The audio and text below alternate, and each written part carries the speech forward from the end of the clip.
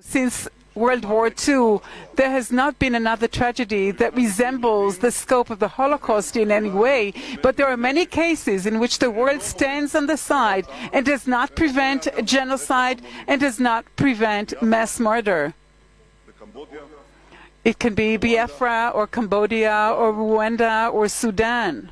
We do not have a date set aside to commemorate what happened in 1967. I think there's no need for that because you'll be reopening old wounds. It's not the duty of people who are not involved to deny the pain of people who are involved. In Nigeria, there's this big embargo about Biafra. You must never talk about Biafra. We have to move on. You have to forget. You have to just move on. Forget about it. But it's not the duty of people who are not there to forget. If the people who suffered want to forgive and forget, it's their prerogative and they can do that at their will.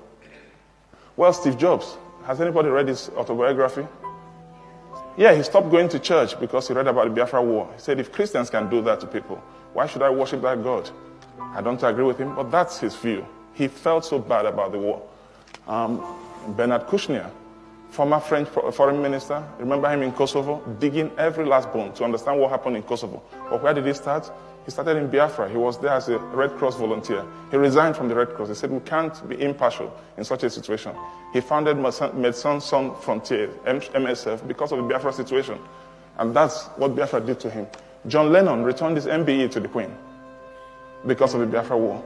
As a protest against violence and war, especially Britain's involvement in Biafra, which most of the British public aren't aware of, because all the press, TV and radios slant all the news from Biafra. All the stuff I learnt on Biafra from journalists, off-the-cuff folks, is a different story, and I began to be ashamed of being British. And I'm a patriotic nationalist, if the truth will out, and Yoko can vouch for that. I'm always fighting about what Britain invented, radar, and what all the different things we've done. But every day I just began to worry a bit more about it, and I was going to send the MBE back anyway. I could have done it privately, but the press would have found out anyway. He would have been here a week later instead, less impact. Jimi Hendrix was playing concerts to raise money for the children in Biafra. He was raising money to feed people like me. I would have died if those flights hadn't come in. 3,170 flights in 3 years that came in with all the food we wanted because there was no way to feed Biafra. And of course, part of the war strategy was to starve and kill everybody. Akanu Ibiam, he had all the awards from here. CBE, MBE, everything, right up to the knighthood. He returned all of that to the Queen because of the war.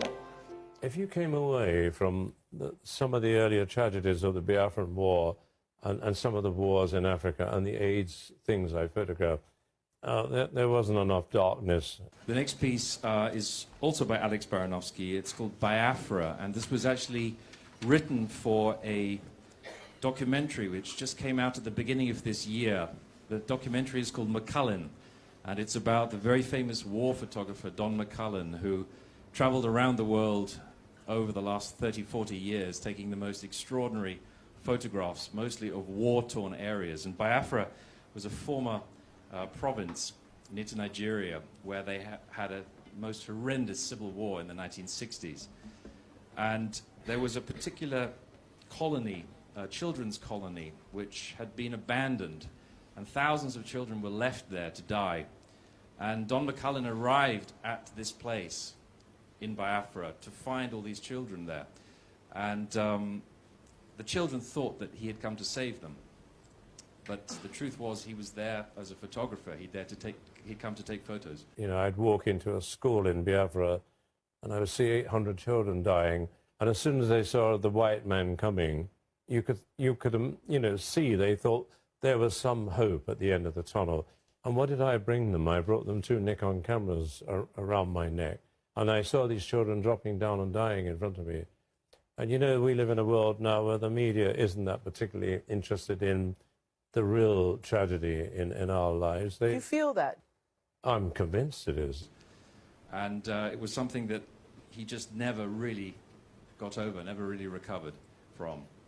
And Alex wrote this particular piece based on that, and it's in the film, which is the most extraordinary documentary. I would urge any of you to go and see it. It's just out, and it has picked up 2 BAFTA nominations, in fact, just recently. So this is Biafra by Alex Baranovsky.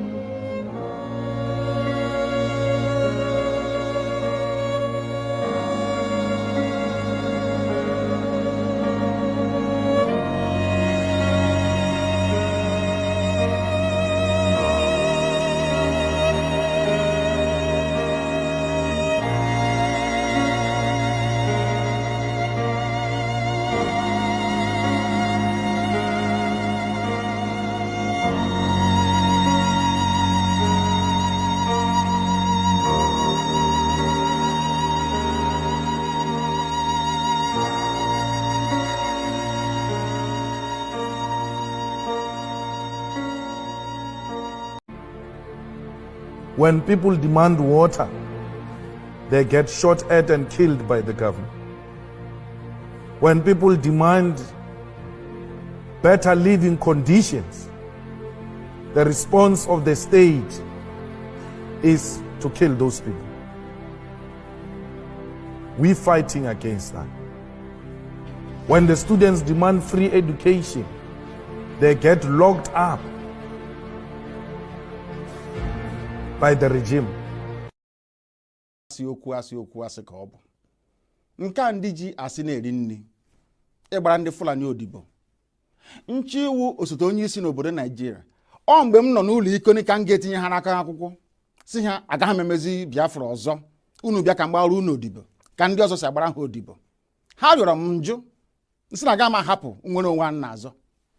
Kwee n'ihi ndị ya niile maka ọdịmma nke ha nwa na nke ụmụ ha ma nke ụmụ ha ga-abịa n'ihi na agwara m ha okwu m sị ha oge mgbe Zik a na-agwa Zik mgbe ọ na-eji ike na-akọwara Zik si ya na ebe ị na-aga n'ụzọ adịghị ya ọ na-efe isi kpakakpaka mba ọwọ Naijiria ka anyị gaa n'ihu ka anyị gaa n'ihu lekwa ọnọdụ anyị n'ụbọchị nke taa na-akọwakwara ndị ya sị ha ihe a Zik mere mgbe mbụ tinye anyị na ụmị anyị nọ n'ime ya n'ụbọchị nke taa ọkwa ihe unu na-eme ka edo ụzọ nwanne Nnamdi Kanu si na-eme ya na-emeju ya unu kọwara m ka m ghọta na m sị ma unu arụghị ogbe nke abụọ gafere River Niger na unu ga-arụ okporo ụzọ unu ga-emezi ebe niile ebe ụmụaka na-agụ akwụkwọ ọ ga-emezi ya emezi ọma mma ụlọ ọgwụ a ga-arụzi ya arụzi a ga-enwe ọkụ mmiri ga na-agba ọ ga-adịrị onye ihu na mma dịrị onye azụ na mma kedu ụzọ m si mejọ ndị dị etu a asị m na ụzọ m si na-eme ya na ọ dịghị mma njọ ha sị mbụ ngwa agha onwenye m gbara egbe onwenye m gburu mma onwenye m gbara ụta akwa sọsọ ozi ọma Chineke si m gbasa n'igwe okwu ka m na-agbasa kezie ka o si metụta unu ọ bụ gịnị mere unu a na-asị ka akpọta Nnamdi Kanu ka egbuo ya ọha na eze na ndị gọvanọ ọkwa na gịnị mere ndị herdsmen na-egbusi ndị mmadụ n'ugwu Awụsa ndị gọvanọ ha n'ugwu Awụsa kpọbe ka abịa gbusie ha inu anunugo na onwe onye na-achị ugwu Awụsa gọvanọ pụtara sị ka egbusie ndị herdsmen unu anunugo na onwe onye Yoruba pụtara sị ka egbusie ndị OPC ọgwụ na sọsọ ndị Igbo n'ihi na unu na-agba lịka ka unu ga-agbara ndị Fulani odibo onye pụta sị ka agbara Fulani odibo onye nsị na mụ agbọ Nnamdi Kanu agaghị m agbara Fulani odibo ha nwere ha kwesịrị ịgbara mụ odibo ihe na-esere mụ na ihe na-eme na ndị be anyị wụ na ha na-aghọtachi anyị na-eme ọfụma iji ọha ha sịra m chọrọ ikewapụ Biafra n'ime Nigeria na ọ bụghị ihe ziri ezi na iwu obodo ha akwadoghị ya nna ajụ ha sị ya kee ụzọ chọrọ isi imi ya asị na ọwụ ka aga mee ntuli aka elu anyị bịanyecha aka atụcha vootu aga na ebe a na-eme iwu anọrọ akpa ya ekwekọrịta anyị gawa n'iru njụọ ha ndị na-eme iwu obodo Naijiria mmadụ ole si Kano steeti pụta 44 44 ọ bụ mmadụ ole na-emekwe n'iwu a si Abia Imo na Bayelsa pụta ha erughị sọsọ Kano steeti ọ bụzi ụzọ dị aṅaa ka ị ga-esi wee nweta ihe a ibu n'obi ebe ndị ọwa anyị na ha na-awụ nọchiri egwuru agara agbachi ụzọ nọchi ebe niile efe adịghị ụzọ adịghị obere ihe unu kwesịrị ịrụ unu anaghị arụ ya nwatakịrị ihe wụ ogbe nkịtị ebe na-ebute mmanụ na-ebute ukoro ọkụ ike a na-ebupụ na-akpata ego bekee wee na-eri ndị ugwu Awụsa ji na-eleta onwe ha mma wụnaba anyị ka o si bịa okporo ụzọ nkịtị na ama nru Ọnịcha ruo Enugu kezi ihe ọzọ ị na-akọwara m ọ bụ gịnị ka imepụta gworo ga-eme m ga-eji wee nwee ntụkwasị obi ebe ị nọ n'ihe ị na-ekwu na ị ga-emenwu ya na ọwa eziokwu ihe IPOB na makwa nnupụ isi ka anyị na-enupụ isi akwụkwanekwa na-ekwu na ilu a na-atụ n'Igbo a sị mgbe ụfọdụ m okorobịa nwekwana ka onye ara na-alụnye ya nwaanyị ọkwana ihe anyị na-eme na mmegbu anyị na-emegbu anyị na ọ karịala na ihe a na-eme anyị na ọ dịghị mma ekunye agbagbuo anyị ege ebe a akpọ ejide ebe anyị na-azụ ahịa laa ya n'iyi ha nwa na onwe ha enweghị ihe ha pụrụ ime ha niile na-agbara ndị Fulani odibo ị ga-abịa bịakwute nna gị okwu sị nna gị okwu ana m enupụ isi nsị ha mụnwa awụ Nnamdi Kanu na m agbara ha odibo uru ha bụ m ka mụ na ha mee ya ha ajụ ọ ihe na-ese okwu onweghị ihe ọzọ AIG, there are not a few who believe that the pace at which the Interpol International and Interpol Nigeria are working is quite interesting. They point to the fact that Nnamdi Kanu, the leader of the proscribed group, IPOB, it didn't take long for them to grab him from the same Kenya and get him down to Nigeria, and he's facing justice now. That's why is this like a case of we're following process, diplomatic channels, etc., etc. Believe you me, I want to tell you I don't know what you are talking about. All I know... You seems not to know exactly what we are talking about here. No. You are bringing an issue that Interpol is not aware of. You know, let me define the role of Interpol so that you can understand. Interpol is an international police organization that assists law enforcement agencies within the 196 countries to look for a fugitive that runs or is hiding. And if you look at all the other fugitives that are brought to face justice in Nigeria, they have the link, those who are involved with Interpol. So I don't know I don't want to talk about issue of Kanu, who brought him back to Nigeria. I'm not aware how he was brought back to Nigeria or how he came into Nigeria. Interpol is not aware. We stated this long time ago, and we made it categorically clear. So it's not a question. There are what we call police-to-police relationship, international police cooperation. Another police, it does not necessarily bring Interpol. Okay. If one police and another exchange a suspect is running from them, they can have an international police cooperation that out of the scope of Interpol. Okay. But however, if a notice is given to an individual, like blue notices, when the inmates in Kuje prison escaped, we did a biometric capture of those suspects, and we shared it with international communities. We shared it with our law enforcement agencies. Many of them were re-apprehended because we have their biometrics. Now, in the issue of red notice, where a red notice is issued under the federal court that issued that notice of arrest, that is warrant of arrest for such international, it will go to the Interpol, we'll process it, we'll look at it, we'll look at the charges, and then we'll issue a red notice. On that red notice, we bring back the culprit to face justice because all the 196 countries will be looking for that individual. We sincerely like to thank you, retired Assistant Inspector General of Police, Garba Umar, who is currently the Vice President of Interpol Africa Region. Thank you, sir, for coming on the News Hour. Thank you for having me.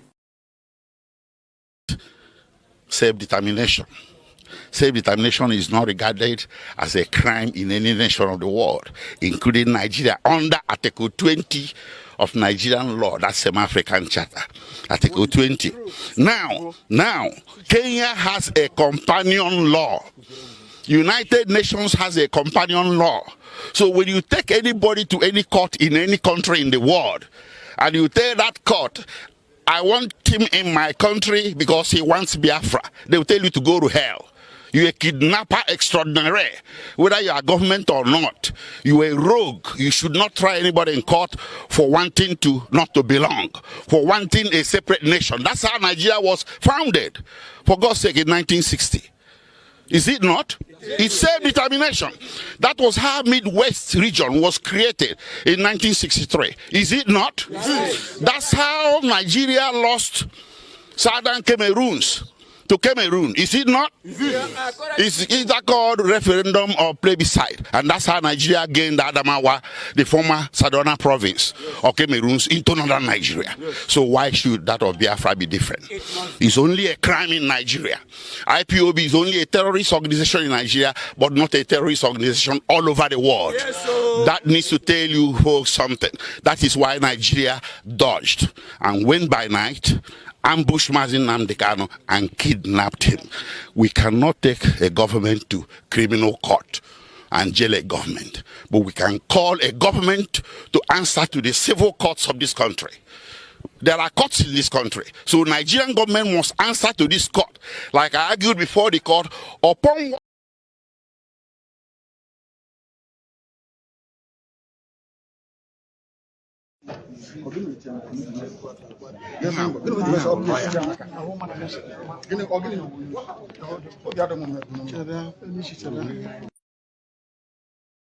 atụrụ mmadụ na-egbu mmadụ kwenye n'ihi Biafra onye ahụ onye ohi onye ọbụla pụtara na-ezu ohi na-agba ama na-atụrụ ndị mmadụ na-eme ihe niile ndị a niile kwere n'ihi IPOB onye ahụ onye ohi ka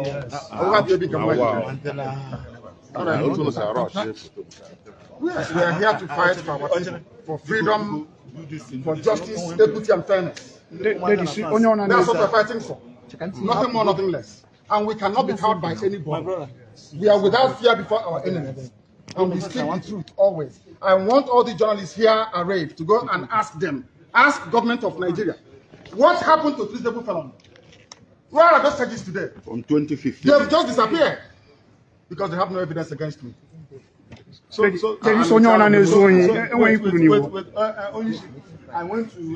Anybody committing crime cannot go scot-free. I swear it. They cannot go scot-free. Anybody involved in any type of crime in the East cannot go free.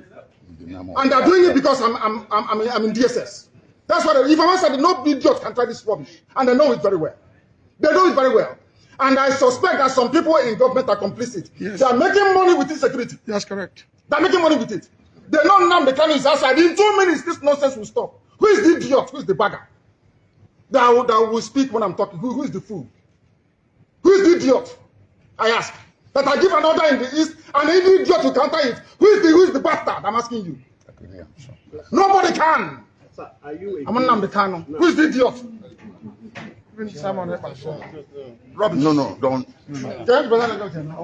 No, man. What is it? Can you tell us the ongoing killings in the East in the name of IPOB?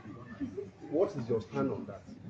Anybody involved in any form of violence or insecurity in the Southeast, In the name of IPOB. in the name of IPOB, is a gunner, and they know it. Let me come out of this nonsense, this mess. 2 minutes only. There will be peace. Only 2 minutes, I guarantee you. And tranquility. And there will be peace in the East, not just Southeast. Everywhere in the East, if not the entire South. Huh? Yes. Thank you, sir. That is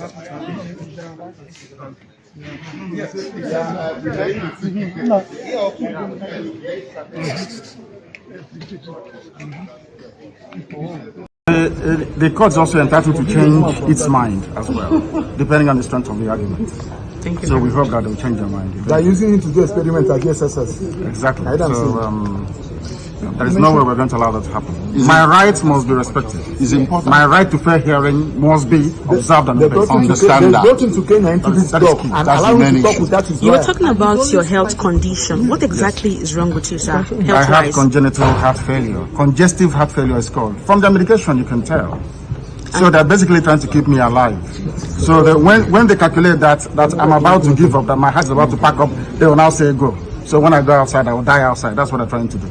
The medications they've been giving to you, has it not been working? It's not working. If it's working, why would I have all these lumps underneath my... And he has written a petition to the Nigerian Medical Association where they brought one quack doctor, somebody who is not a doctor, to treat him. To come and try and treat me. But up to now, they have not... They don't know what they're doing.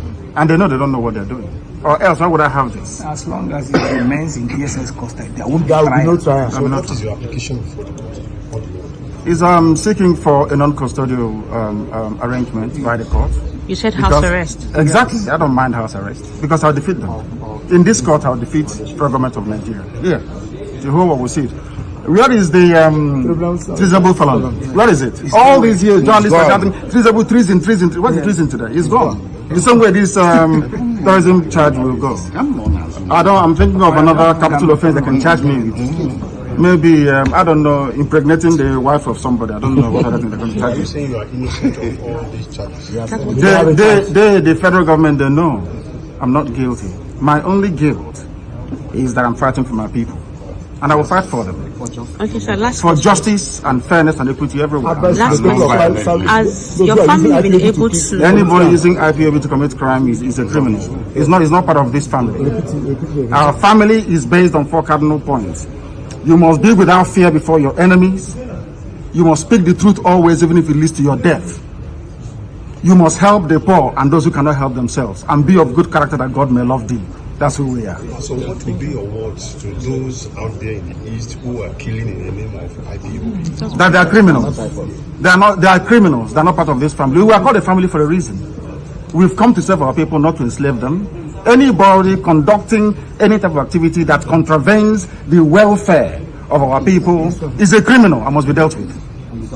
Thank you very much, sir. Any form of violence or subversion in the name of Biafra is not part of this family. Our family is noble. It's called IPOB. It's all over the world. So you condemn anything that has to do with killing? In total, why would I kill? And violence. People have sacrificed my parents for them. Why would I want to kill any other person after that? So anybody who's committing crime in the name of IPOB is a criminal. Once regarded as the safest and most peaceful region in Nigeria, the southeast geopolitical zone is currently grappling with insecurity, which has now significantly hindered its economic potential. At this gathering, members of civil society organizations and the Action Group on Free Civic Space came together to challenge misconceptions about the causes and consequences of insecurity in the region and advocate for appropriate government responses. The problem of insecurity in the Southeast requires a holistic approach. We should not just look at it as a security problem. Recognize that there are a web of factors that are fueling insecurity and violence in the Southeast. But our concern is that the federal government seems to follow a single narrative, which is that every insecurity in the Southeast is about IPOB. Various factors contributing to insecurity in the Southeast were identified, including extreme inequalities, a culture of violence stemming from historical conflict, poverty, lack of opportunities for youth, police abuse, corruption, and government inefficiency. Part of the problems of insecurity, violence, is challenges to accountability. We were a peaceful community before the army, Buhari's army, started orchestrating military exercises, python dance in civilian areas. Change. I noticed while coming from Owerri, the level of road checkpoints is too much. The Southeast is over-militarized and over-policed. It's alarming. A consensus emerged that the people of the Southeast deserve an environment characterized by peace, safety, freedom, and prosperity. Participants expressed hope that this report will serve as a crucial step towards realizing their goals. Kelechi Ekeledo, AIT News, Enugu.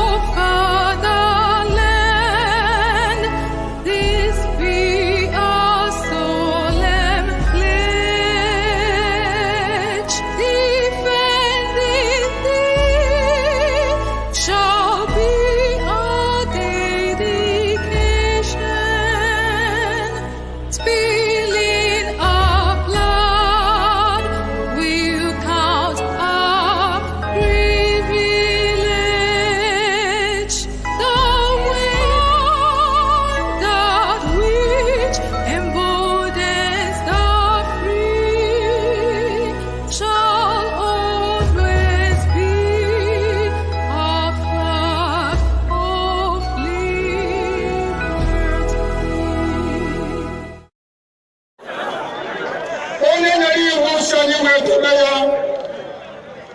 onye si na agata anyị ahụhụ ma ọ bụ na anyị fee arụsị anyị wee na-efe arụsị iwe were iwe gị na ọnụma gị wee bịa leta anyị ụmụ anyị wee na-anwụsị ụfọdụ nọ n'ụzọ ije ha anaghị alọta ụlọ ọzọ nne na nna wee na-ata ahụhụ wee na-ata ikikere eze nwaanyị kunie ka ọgụ ubi gaa rụọ ọrụ Fulani chiri ehi bata ebe ala gị niile n'iyi okwu ebepụ ya isi anyị bụ ka anyị kpọkụ onye nwe anyị n'ugwu Awụsa ahụ ejide anyị wee gbuo ihe ọbụla anyị mara aka n'ime ha si na ha aga n'ihu elekwa ọdụ ụgbọ mmiri n'igwe ọcha bụ ememiri agha nke dị na Kalaba otu aka ahụ anyị na-ala nsọ ebe Biafra bụ ndị kọstọm sokwenye anyị n'etiti anyị anọghị n'ime mmiri kama kọstọm juru ebe niile ha wee na-ata anyị ahụhụ anyị kwe sịkpụta anyị ka kpọchie anyị kwe sịkpụta anyị ka gbagbuo anyị onye nwe anyị na Chineke na nke bi n'igwe ọ bụ ụzọ dị anya ka isi wee hụ ndị iro anyị n'anya wee karịa ndị nke gị akwa anyị bụ ụmụ Chineke akwa ọba aha anyị ka anyị na-aza akwa ọba anyị nwe na-aza ike Chukwu akwa ọba anyị nwe na-aza amara Chineke akwa ọba anyị nwe na-aza Chisom akwa ọba anyị nwe na-aza Chizoba nna nke dị nsọ onye ime eluigwe dịka otu onye iro bi na anyị bụ ụmụ gị bịa ka iwe zọpụta anyị bịa ka iwe napụta anyị n'aka ọjọọ ihe bịa ka iwe lụọrọ anyị ọgụ bịa ka iwe tịtụ ozu ọ bụ ọkọwa mgbe emilere Goliat Chineke nna nke igwe wee memile Fero sikwa otu a mee ka Fero gbagụzọ n'ihu ụmụ ndị IPOB ka o wee taa akpọkọ ikuni ụtọ ọzọ ị ga na-edu anyị n'ụzọ niile nke ezi omume ọ bụla adịghị na anyị na-aga ndagwurugwu onyinye ọnwụ ọ bụ bụ nwa bụ ekekere eluigwe n'ụwa nwunye ọbụla kere gị nweghị mmalite nweghị ọgwụgwụ kama anyị onwe anyị bụ anọkwa ahụ ofu ụbọchị anyị ga-anwụ n'ezie kama marakwa na okwu gị na-anọgide bụ ego mgbe ebighị ebi ọ bụ ya mere anyị ji were gị n'anya isi anyị wee na-asị nna nke dị nsọ bịa ka iwe gosi anyị Biafra na ndụ ha abụghị n'ọnwụ bịa ka iwe mee ka ebe gị na amara gị wee kpuchiri anyị ka uwe bịa ka iwe zọpụta ndị nke gị bịa ka iwe mee ka Biafra wee bịa ka anyị na-ewetụta na nsọpụrụ na ịja mma site n'aha gị onye bụ Chukwu nke abịa ma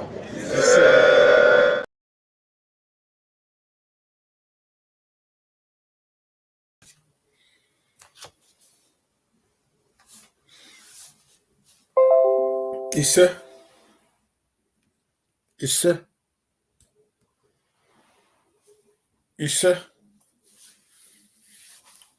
Welcome, Biafrans. Welcome, lovers of freedom. I welcome all of you. Welcome in the name of Chukwu Ikabiama Premihenine. I welcome you to this evening program here on IPOB Western Cape Media TV. As you are joining us, remember to share the program. Remember to share, like, and comment on this program.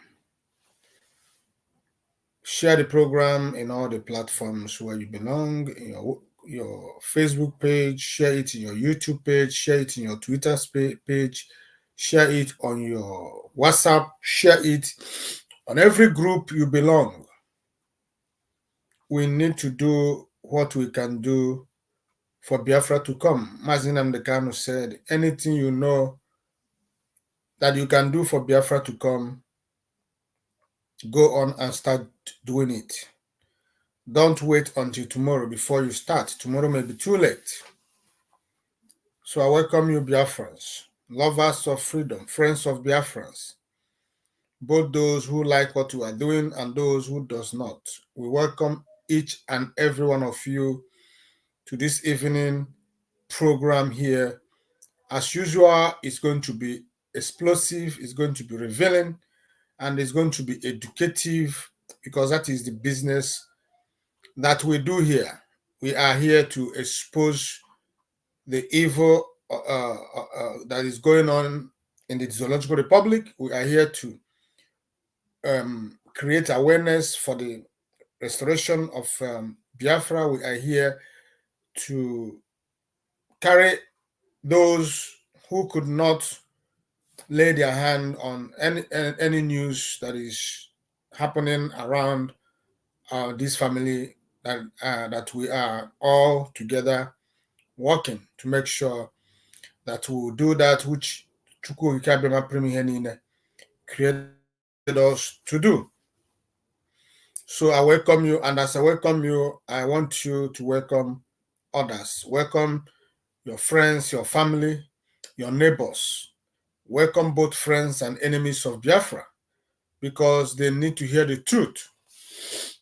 They need to hear the truth. And I want you to also remember that here in this platform, we do not engage in propaganda. We do not engage on anything that contradicts the norms, the rules and regulation of this struggle.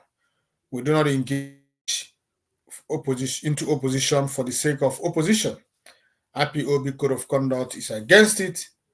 Therefore, I welcome you this evening, morning, anytime, or depend where you are. I just want you to sit back and listen to us this evening, because we come with great news. We come with good tidings. We come with good news as always. We are not here to display how skillful we are in criticizing people for criticizing sake. We do not engage in saga. We do not engage in anything that is not good. Whatever we do here is pure, straight, and anybody who has good intention will agree with us that we are not doing those things. So I welcome you, lovers of freedom. I want you to know also that today is 17th of May. So in the next 3 days, Mazi Nnamdi Kanu is going to be appearing before Bintanyako again. It's going to be on Monday. On Monday, yes, Monday. So I want you to, as usual, remember that all Mazi Nnamdi Kanu need now is your support, your prayers. All he need now is you rallying around him so that he can pull through this, because it has gone to that level where we need to unite each other, unite ourselves together to fight for this common goal, which is the freedom of Mazi Nnamdi Kanu and ultimately the restoration of the sovereign state of Biafra. That is why I'm here. That is why you are here. That is the reason you spent your data to listen to me anytime. So do not stop on the way. Continue pushing, because it is the end that justifies the means. So without you pulling to the end, it means that your efforts, sacrifices amount to nothing. So let us continue to join our hands together in unity, in love, fighting our common enemy, which is Zoological Republic. They are the ones that put you in the situation you are. They are the ones who put Mazi Nnamdi Kanu, who kidnapped him and threw him into prison. They are the reason why our children are being made fatherless, our children are being made motherless. They are the reason. So let us unite to fight this common enemy. Yes, we can disagree, but we disagree to agree. So I want you to know that this evening we are live on all our social media platforms. We are live on our Facebook page, which is IPOB Western Cape Media TV. We are also live on our YouTube page, IPOB Western Cape Media TV. We are also live on our X, formerly Twitter, IPOB Western Cape Media TV. And if you have not start following us, it is the time. Do it now. You have to start following us in all our social media platforms. We need more followers. We need people to identify with us. So go to on our social media platforms as they are passing through the screen now. Look at them. Go to our YouTube page. Go to our Twitter page. Go to our Facebook page. Follow us. Follow us there. It does not cost you money. It's just a tip of your finger, and the rest will become history. So I want you to do that. we continue to pull through, because it is our victory, it is our story, we're not going to allow anybody to tell our story for us. It is time we take this challenge to tell our own story, just like the Hausa people are doing today. For all these years, over 200 and something years, FUNALIS has been the one telling the stories for the Hausas. And how can your enemy write your story or tell your story? It's going to be complicated. So I want you to know that we are in this together, and history will always be kind to you, to me, and to us. So let us do away with those things that brings division amongst us. But that does not mean that we are not going to correct those who are going astray. Does not mean that we're going to turn blind eyes to evil. Wherever you see evil, call it out. Call evil, evil. Do you understand? Yes. So I welcome you, fellow Biafrans, this evening. If this is the first time you are joining us, let me tell you where you are. This is IPOB Western Cape Media TV. Here, we speak nothing but the truth. We are without fear or favor. We are fearless before our enemies. We are not here to represent any individual, but to represent and to defend our fatherland, Biafra. Because for us, it is Biafra today, tomorrow, and forever. If you are offended by our resolve, we have no apologies for that. Mazi Nnamdi Kanu is the leader of the indigenous people of Biafra, IPOB worldwide, and his position is incontested. IPOB is here to restore Biafra, and we are not going to be swayed until Biafra is restored. Welcome to IPOB Western Cape Media TV, saying it the way it is. Here we say things the way they are. We do not add water, we do not add salt, we do not add pepper. In everything we do here, we remain original. We say it exactly the way they are. We say things the way they are. We are not here to chase clouds.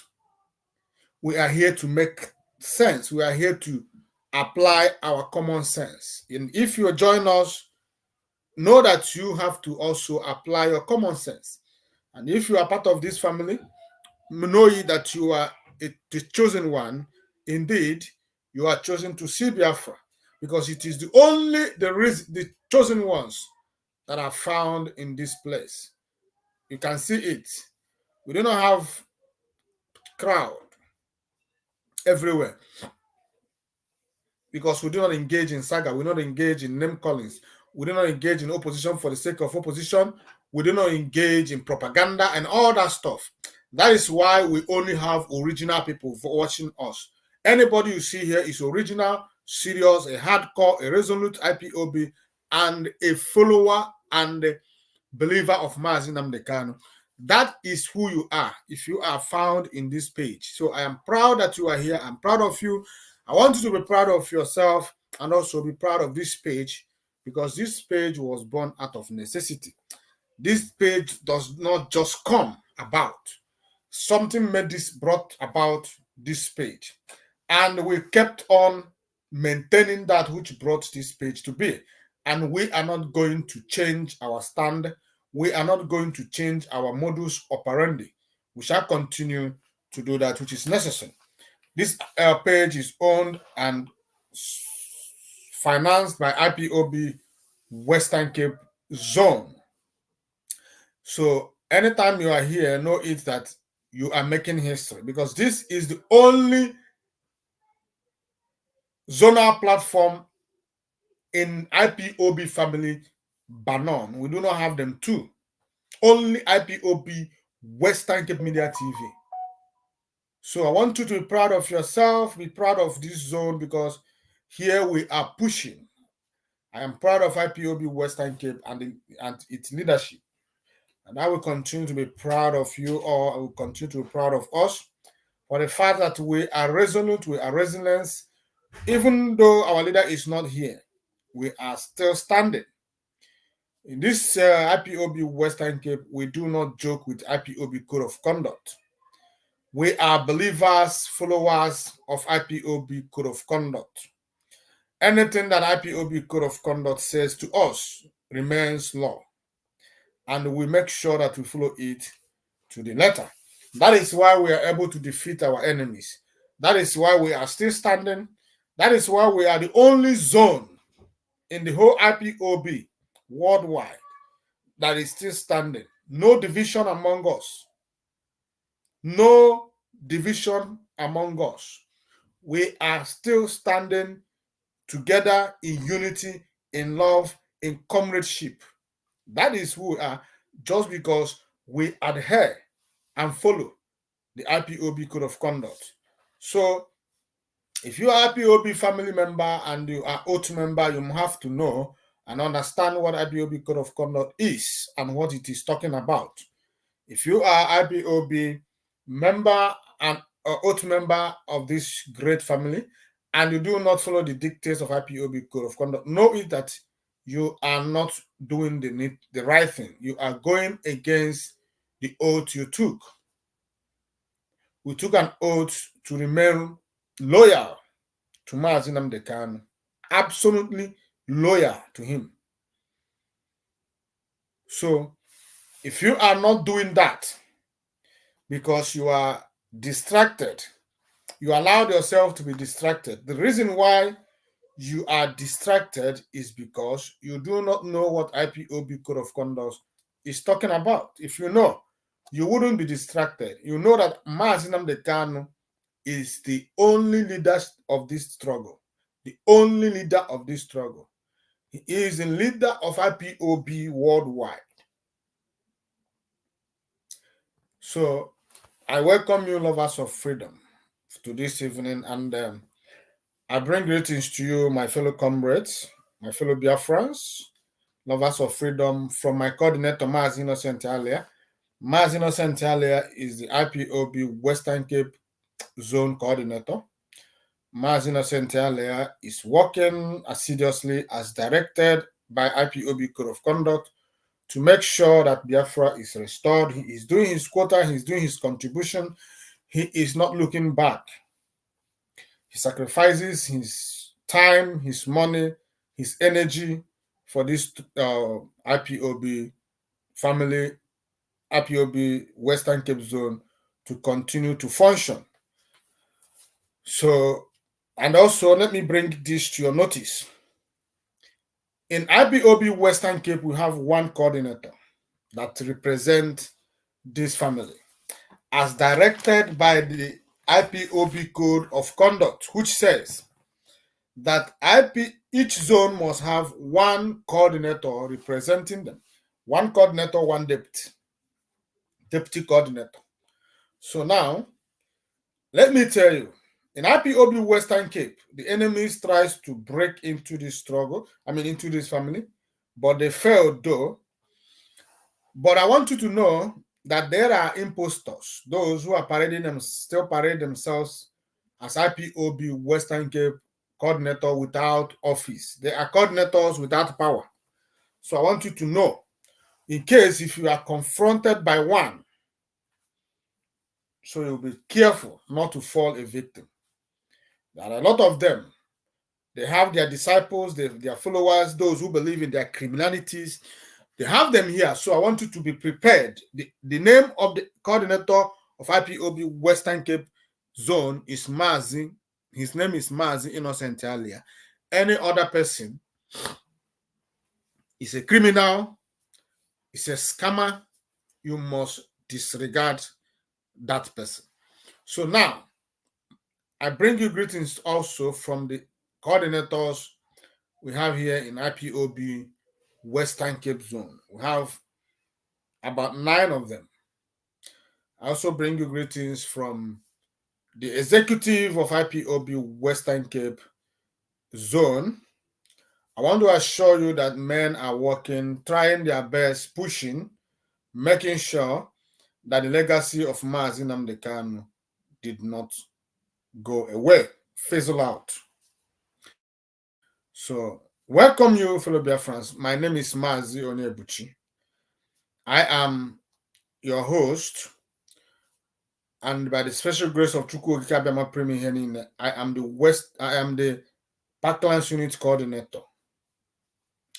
I say to you, fellow Biafrans, good morning, good afternoon, good evening, and good night to some of you, depend where you are viewing us from this evening. I'm happy to be here, and I'm happy you are here also. And I know you are happy to be here because in this platform, it is about news, it's about information, it's about education, it's about revealing the truth, the hidden truth. So we will continue to do that which is necessary. We are here to educate our people. So now, I already told you that on the 20th, which is on Monday, 3 days from now, our leader Mazi Nnamdi Kanu is going to court. And the difference between the other courts is that this time around, a lot of things is at stake. And the Zoology Republic is now between the devil and the deep blue sea. Now they are at the point of no return. And our prayers is that they sink and never rise up again. Now, on the 20th of on the 20th of this May, when our leader will be appearing in court, we will be expecting that the instructions of the Supreme Court is implemented. That is what we will be expecting Binta Nyako to do. We'll be expecting Binta Nyako to implement the judgment of the Supreme Court of Nigeria, as they have said that she must do something about Mazi Nnamdi Kanu's bail, which was revoked in error. Yeah, we believe that it was revoked in error, but we know that it is not in error anything. They know what they understood what they were doing. So the stake is high. And as a believer and a follower of Onyendu, you must have faith and you must continue to pray and believe that on that day, our leader will rejoin us. I believe that on that day, Mazi Nnamdi Kanu will rejoin us. I believe that on the 20th of May, there will be a very big celebration in the whole world, not just in Biafra land, but in the whole world, because victory is here. I can see, I can perceive, I can hear the sound of victory. I don't know about you, but to me, Mazi Nnamdi Kanu is coming out. I believe, and I have faith that Chukwu Okike Abiama is about to do something. Now, throughout this week, Mazi Nnamdi Kanu's special counsel, Barrister Aloy Ejimakor, has been releasing series of tweets in his X handle.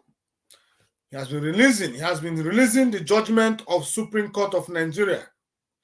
The reason he is doing that is that he wants to remind Nigerian government and Binta Nyako that the Supreme Court of Nigeria, what Supreme Court of Nigeria said in regards to Mazi Nnamdi Kanu. So we'll be bringing them to you before we go into other things we have, because we have other things we have to talk about. If you look at the topic of this program, you would understand where we are heading to. The last time I was here, I talked about the quit notice the HAUSA people gave to what's it called? To the FUNALI to vacate the land of HAUSA. So, but that they are only centered on the reply that, or the defense the Fulanis were putting on. But today I am bringing the quick notice and the reason the Hausa people decided that enough is enough. I said something the other time. I said there is difference between I know what is wrong with me, but I don't want to do anything about it. And I know something is happening to me, but I don't know what it is. I have tried my best. I have done everything humanly possible, but could not state what it is that is wrong with me. But now, in the case of Hausa people, they have come to know what is actually wrong with them. And I think that they want to put it to rest. But the question here now is, do they have what it takes? Do they have the capacity, the capability to put through this? But we will be watching as things unfold. But for now, in this program, I'm going to bring to you their own case. They put up their own case against the Fulanis. And if you are a human being, you will agree with me that it is a long time overdue. What they are doing now is what they would have done like 100 years ago. But they failed. That is why today the children is suffering for the sins of their fathers. The Hausa people are suffering today because their fathers failed to confront their enemies. That is what is called inherited curse. This is what is called when the Christian Bible is talking about, I will use the sins of the fathers to judge the generation even to the fourth generation. This is the true definition of it.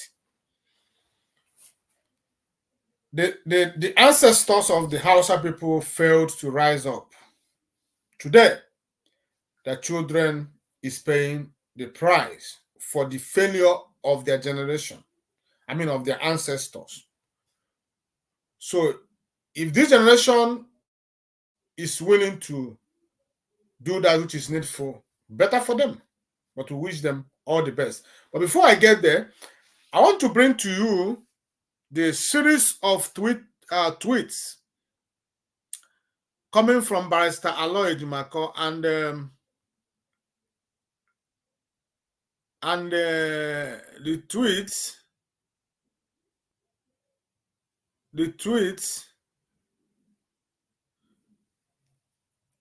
were centered on the judgment of the Supreme Court.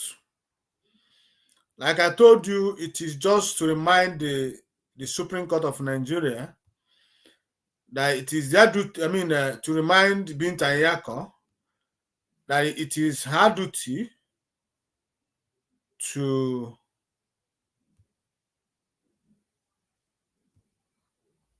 obey, to implement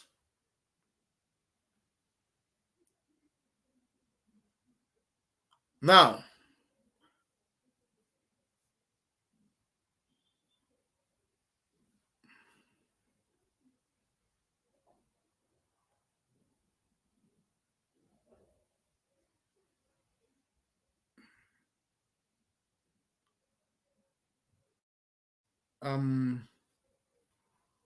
No.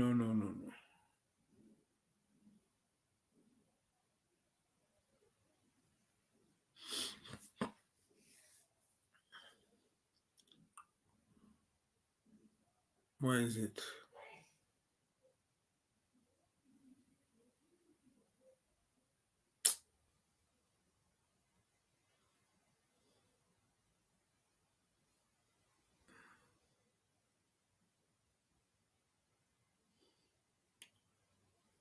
Just give me a minute. Let me get this thing. I may not be able to put it up, but I'll be reading it for you. I may not be able to put it up in the screen because I didn't.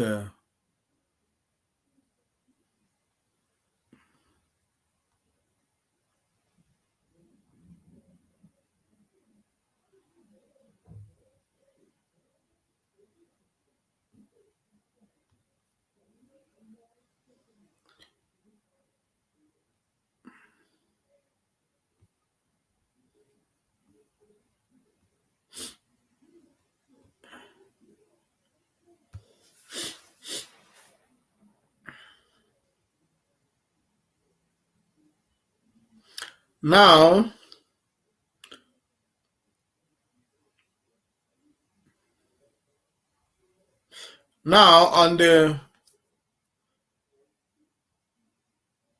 on May 15, Barrister Aloy Ejimako released a tweet in his official X handle, which he said, following repeated requests, I will be tweeting some salient experts from the Supreme Court judgment comprising of pronouncements the court made on the invasion of Mazi Nnamdi Kanu's home, bail jumping, bench warrant, bail revocation, and the rendition.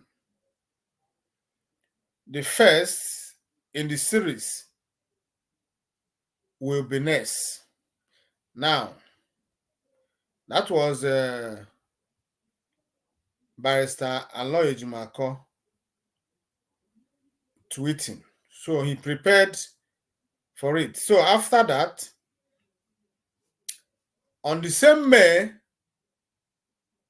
15th, Barrister Aloy Ejimako wrote, first tweet, in FRN, that is Federal Republic of Nigeria versus at MNK, the Supreme Court held that the respondent, Mazi Nnamdi Kanu, did not intentionally and knowingly failed to appear in court. It was therefore wrong and malicious for the appellant Nigeria government that had caused the respondent to flee from his home and country to secure his life, and had therefore caused his unavoidable absence from court to inform and thereby deceived the trial court that the respondent had jumped bail. You see, I said that let us agree that the bail was revoked in error. I said it before now. Let us just agree with them that the trial court was deceived. But you and I knows that it was lies from the pit of hell, because we are very sure that Mazi Nnamdi Kanu's legal team put up what's it called? Application informing the trial court, that Mazi Nnamdi Kanu's house was invaded, which prompted his disappearance. So let us just flow with things the way they are. Let us just agree that Binta Nyako the trial, which is the judge that is overseeing the case, was deceived. But that is not the truth. But let us believe that she was deceived. So now, let us continue. This one is the third one, which was on the 16th. On the 16th of May, that was yesterday, Barrister Aloy Ejimako, Mazi Nnamdi Kanu's special counsel and legal team, tweeted again. This time, he said, in FRN versus MNK, hashtag MNK, the Supreme Court says, the Supreme Court said, this indifference of the trial court, Justice Inyako, to these unlawful attacks on the person of the respondent, MNK, and the extreme violations of his fundamental rights while he was in custody of the law, example, bail, pending trial, rendered the impartiality of the trial judge, Justice Binta Nyako, suspect. You see,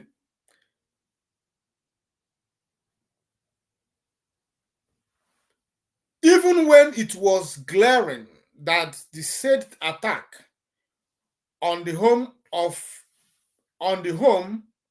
and person of the respondent, MNK, by the officials of the appellant, Nigerian government, made his further attendance of his trial in the case impossible. The trial court, Justice Nyakorada, found that he had jumped bail, revoked his bail, and forfeited the bail bond of his sureties, thereby further victimizing the respondent. You see, this is where the Supreme Court finished everything, and for this particular statement, this case was finalized by Supreme Court. Supreme Court started by accusing Binta Nyako of taking the part of when you hear indifference, it simply means that she does not care about Mazi Nnamdi Kanu's or whatever is happening to Mazi Nnamdi Kanu. She is not interested about what was happening to Mazi Nnamdi Kanu. That is what this word indifference simply means in this time. That Binta Nyako was not, she doesn't care. She's not interested. She doesn't want to know whatever that was wrong with Mazi Nnamdi Kanu. Everything that was wrong with Mazi Nnamdi Kanu, she doesn't show any concern about it. So the Supreme Court justices was accusing Binta Nyako of being indifferent in this case. On the side of Mazi Nnamdi Kanu, she doesn't want to care. All that matters to her is Mazi Nnamdi Kanu to appear before the court. It does not matter what is happening to Mazi Nnamdi Kanu or what has happened to Mazi Nnamdi Kanu. It's not her business. All that she cares is about is Mazi Nnamdi Kanu come to court. So when Mazi Nnamdi Kanu was telling her, or through his legal team, that look, my house was invaded, 28 men was mowed down, she was interested. She was not interested. That is why the Supreme Court justices, whichever way, said that that this indifference of the trial court, Justice Nyako, to this unlawful attack. Did you hear it? She's not interested about the unlawful attack. She does not want to hear, she does not want to care about the unlawful attack in the person of Onyendu Mazi Kanu. She's not interested. She's not interested that Mazi Kanu's right was extremely violated. You can see that Supreme Court said, even use the word, the extreme violations. The extreme violations of his fundamental rights. You see, so the Supreme Court justices were busy labeling these things for Binta Nyako to be ashamed of herself and do the needful. Now, they went on to say that this indifference, that this indifference that she has shown, this attitude of indifference or act of indifference that she has shown in this case has just rendered her, because as a judge, you have to be impartial. You see, so they say that this indifference, this her attitude, this her lukewarmness, this her, nonchalant attitude about Mazi Nnamdi Kanu's welfare has rendered her impartiality as a trial judge suspect.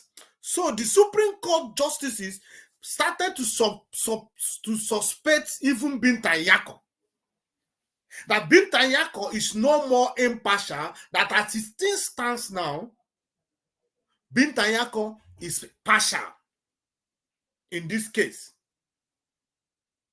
That is why they said, Binta Nyako, for your failure to listen and to do something about the violation of Mazi Nnamdi Kanu's right, your impartiality in this case is questioned. It says you are now a suspect in this case. Supreme Court justices started to suspect Binta Nyako. So we are not the first to suspect Binta Nyako. That is why I'm saying, we IPOB, we Biafrans are not the first to suspect Binta Nyako. Supreme Court justices did first. So we only taking a leave from what they revealed to us.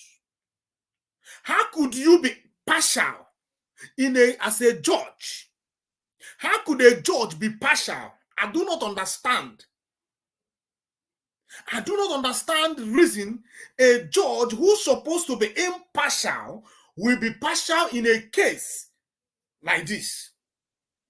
What is Binta Nyako trying to cover? What is Binta Nyako trying to cover? What is she trying to gain? What is Binta Nyako trying to gain in this case of Mazi Nnamdi Kanu? Because Supreme Court just said that they are suspecting her. They began to suspect her.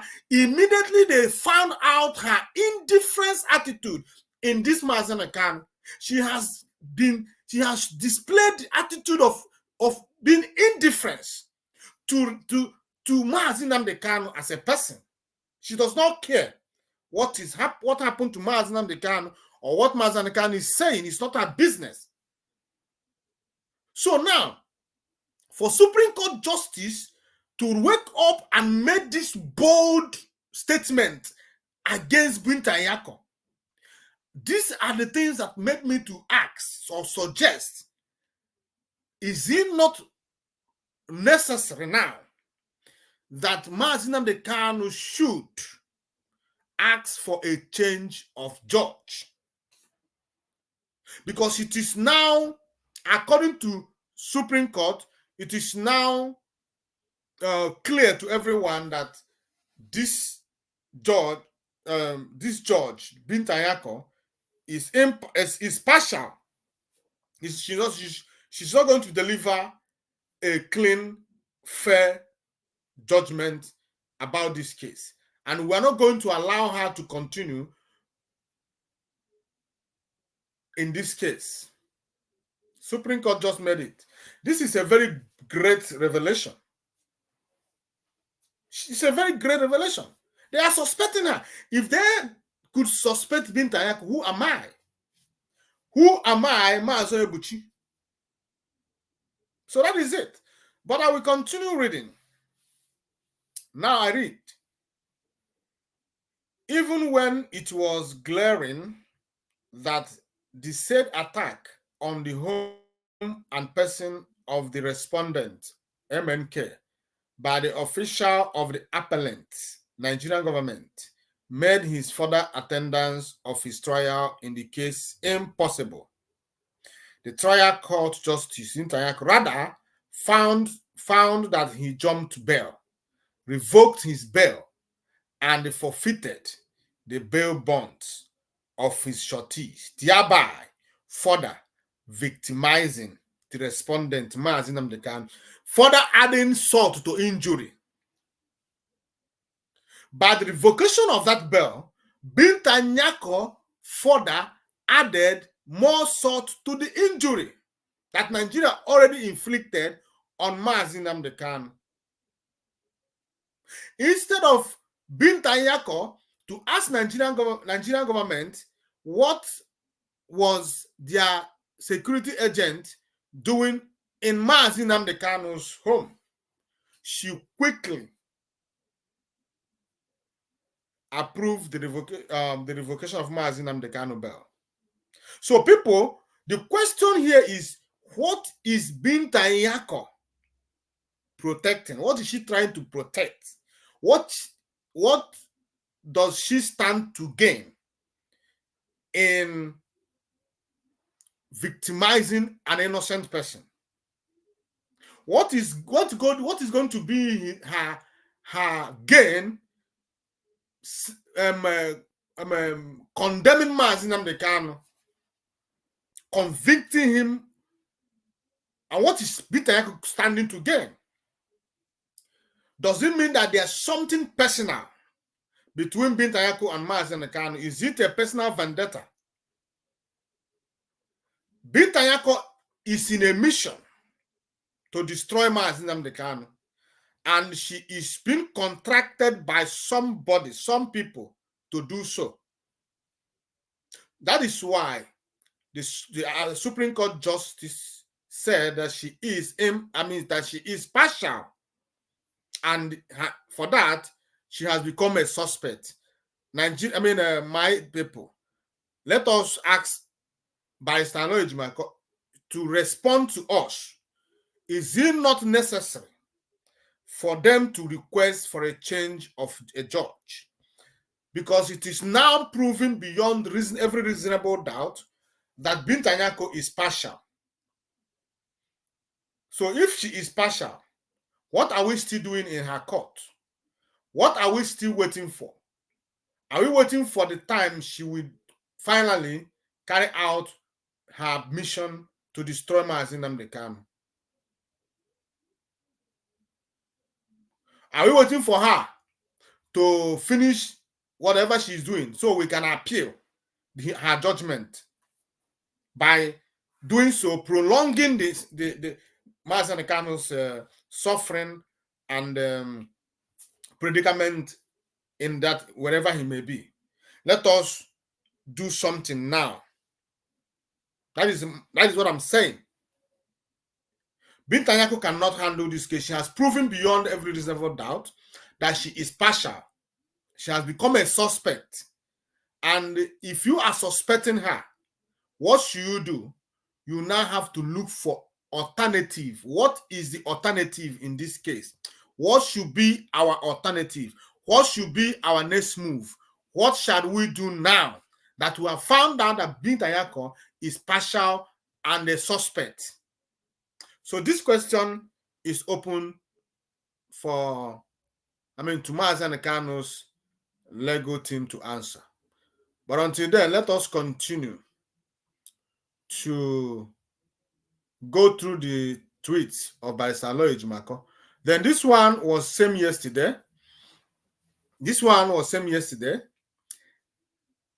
And Barrister Ejimako tweeted, In FRN versus hashtag MNK, Supreme Court held that in purported execution of the unfairly obtained and illegal order of arrest of the respondent MNK, the officials and agents of the appellant Nigerian government traced the respondent MNK to Nairobi in Kenya, violated his fundamental rights, kidnapped, abducted, and extraordinarily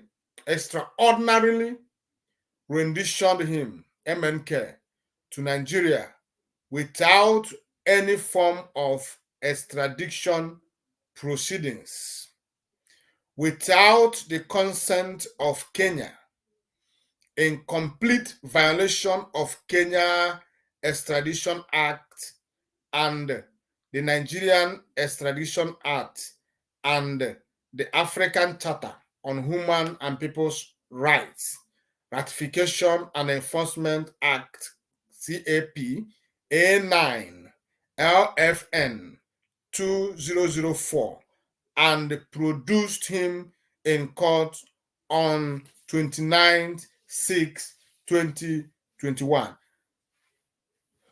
Now, what is Baisanlo trying to explain to us? This is the judgment of the Supreme Court. This is as it was delivered by the Supreme Court.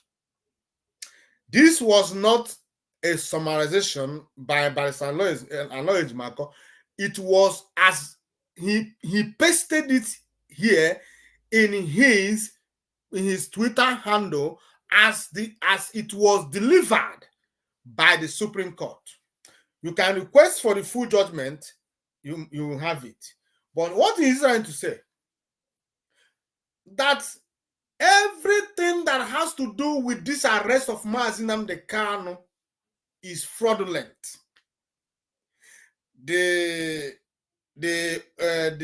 judgment that Nigerian government obtained from the court from the trial court, which they called order of arrest, was illegal. It was illegal, and that illegality gave birth to the kidnapping, to the abduction, and to the violation of Mazi Nnamdi Kanu's fundamental rights. Not only the right of Mazi Nnamdi Kanu that Nigerian government violated, Nigerian government also, in the process, violated the treaty or the agreement they entered with Kenya, which is called Extradition Act. It is that Nigerian government signed with Kenya that none of us will violate each other's sovereignty by coming here to arrest, to kidnap and take anybody away illegally. You must subject the person to us. You must seek for extradition order, which we will grant to you if your request is genuine and legal. But because Nigerian government knew that what Mazi Nnamdi Kanu was doing is never wrong, he was only exercising his human right for self-determination. So now, because of that, Nigerian government had to break their own constitution, the constitution they signed with Kenya and all that stuff, just for one man. Today, Nigerian government is running helter-skelter.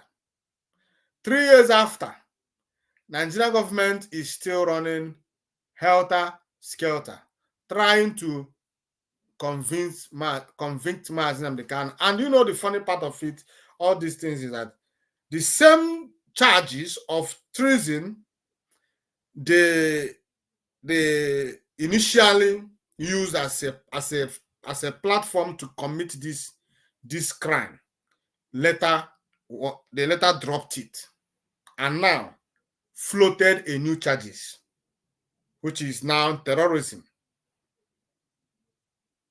Nigeria is a crime scene. And I will tell you why.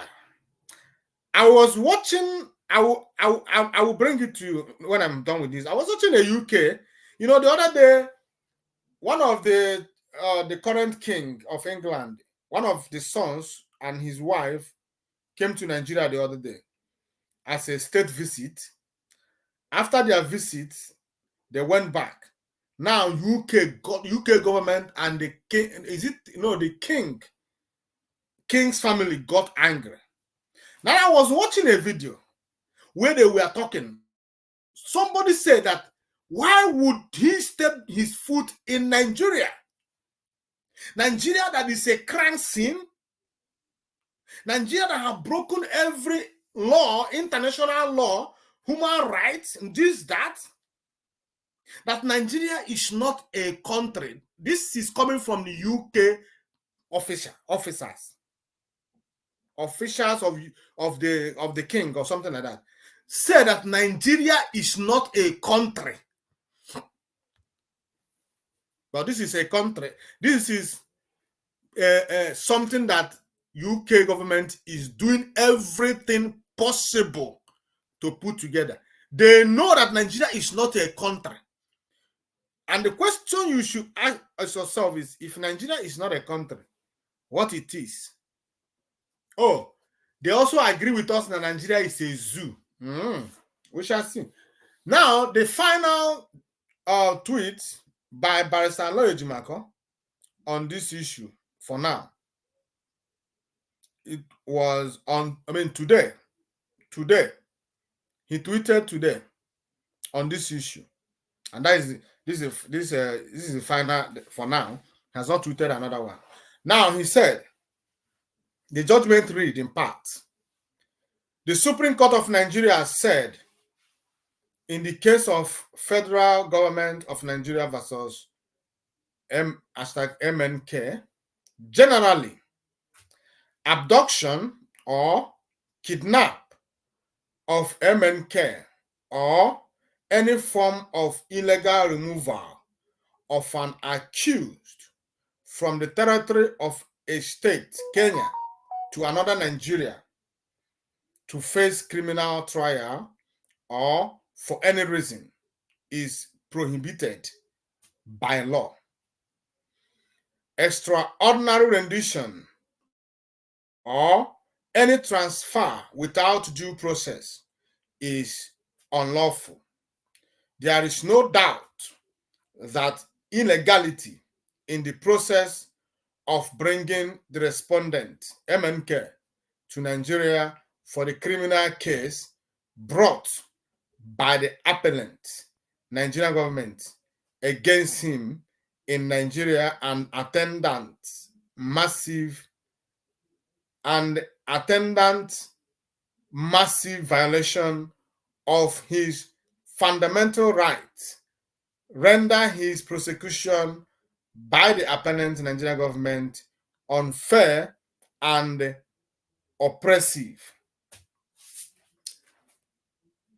Supreme Court knows all these things. Supreme Court knew, or rather knows, that as it stands today, Mazi Nnamdi Kanu's prosecution by Nigeria is unfair and oppressive. They know.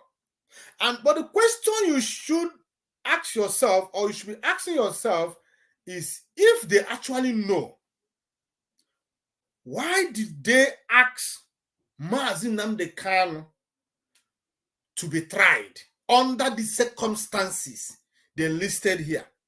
First, they said that his kidnap by Nigerian government is prohibited by law. When you say something is prohibited, you mean something is not acceptable under law. This thing is not acceptable. This thing is condemned. This thing is written off. If if you commit this, it is not acceptable here. So if you said that his kidnap or the way he was brought back to Nigeria or the way he was removed from Kenya, if you agree as a Supreme Court that it is prohibited by Nigerian law, why did you now ask that the same government that committed this prohibition, or rather this prohibited act, should benefit from it? Because this is where this particular statement contradicts the Supreme Court of Nigeria. After putting knife in Nigeria's neck, after destroying Nigeria, Supreme Court came back to say that, oh, yes, we agree that Nigerian government committed unlawful act, that their act was completely and totally illegality. It was illegal. They believe that Mazi Nnamdi Kanu's fundamental rights was violated. Supreme Court said that they also believe that even this, as he stands, because of the circumstances that brought Mazi Nnamdi Kanu home, he's not going to get fair judgment. That all he could get will be unfair and oppressive judgment. Supreme Court believe all these things. Why did they now ask Mazi Nnamdi Kanu to go and face trial? That is, this is the problem with the Zoological Republic. Just like what Binta Nyako is displaying, what is different between what Binta Nyako is doing and what Supreme Court Justice did in their own judgment? Because all that they needed to do is just make that pronouncement. Mazi Nnamdi Kanu, you are discharged. And as Appeal Court stated, they should have stand on the judgment of the Appeal Court. That was exactly what every right-thinking human being was expecting from the Supreme Court of Nigeria. Nigeria government is now, after committing these atrocities, they are now gaining, reaping, and benefiting from it. Because that is exactly what it is. They are the ones benefiting from their own crime. What is the precedence you are setting by this judgment? For the future purposes. Because this judgment will be recorded in Nigerian judicial system, justice system, whichever way. So, when it is time, or when it happened in the future, are you going to overturn it? Looking at this judgment that you gave today. This is the question that the Supreme Court of Nigeria must answer. You want Nigerian government to benefit from the crime that they committed, that you yourself agreed. You even expatiate on it even much, much better. You open our eyes more to it. And now we can see it even from the angle we have never seen it before. Why would Supreme Court of Nigeria ask Nigerian government to benefit from this crime of extraordinary rendition? Why would they ask Nigerian government to benefit from the torture of Mazi Nnamdi Kanu? Why would they ask Nigerian government to benefit for the breaking of fundamental right of Mazi Nnamdi Kanu? Why would they ask Nigerian government to benefit from invasion of Mazi Nnamdi Kanu's house? Why would they ask them to benefit from the kidnapping, from the abduction of Mazi Nnamdi Kanu? What stopped them from making a pronouncement that Nigerian government, because you did this, you have lost every moral right to try Mazi Nnamdi Kanu in this particular case?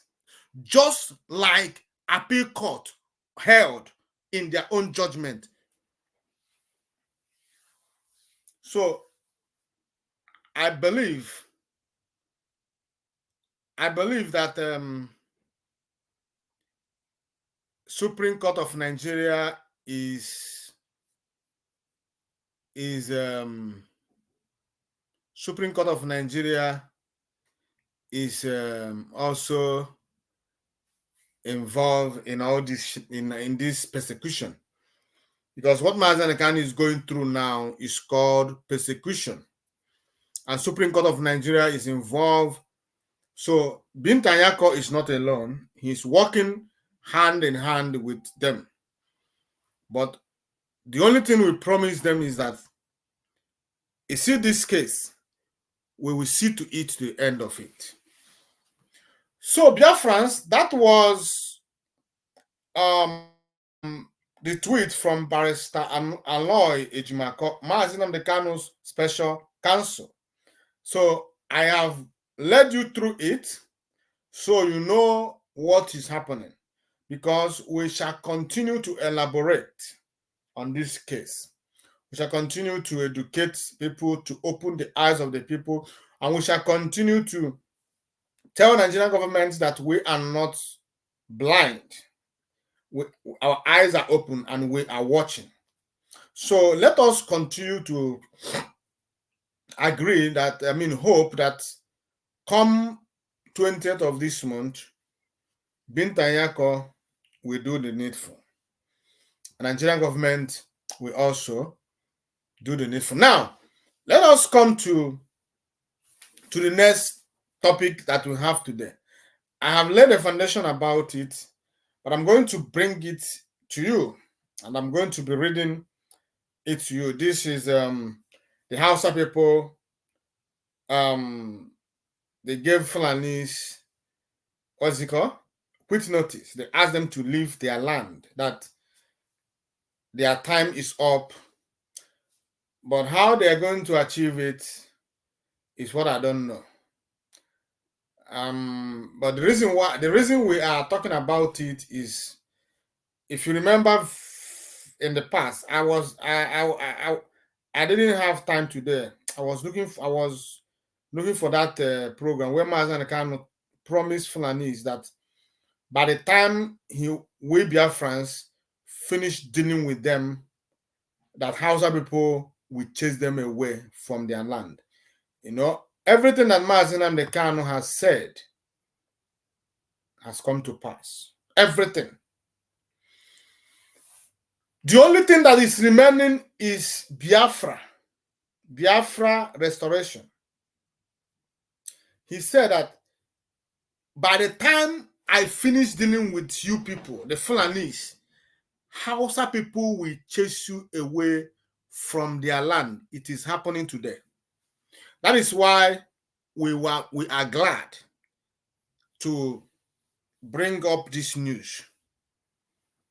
That is, when this news broke, they were busy hiding it. It didn't even come on Nigerian social dailies or it didn't come on even in their television news. I don't think it made headline. I don't think it made any headline in Nigerian dailies and television stations. I don't think. If it did, I don't know. But this is a massive news that should be trending all over Nigeria. But why do you think they're suppressing this news? Because they do not want people to know the truth. The video I was playing about the Biafran war, when that guy was being interviewed, he said, the interviewer asked, why is Nigeria not remembering this war, this genocide committed against Biafrans? The idiot told him that no, we don't want to talk about it, so that the people will not know.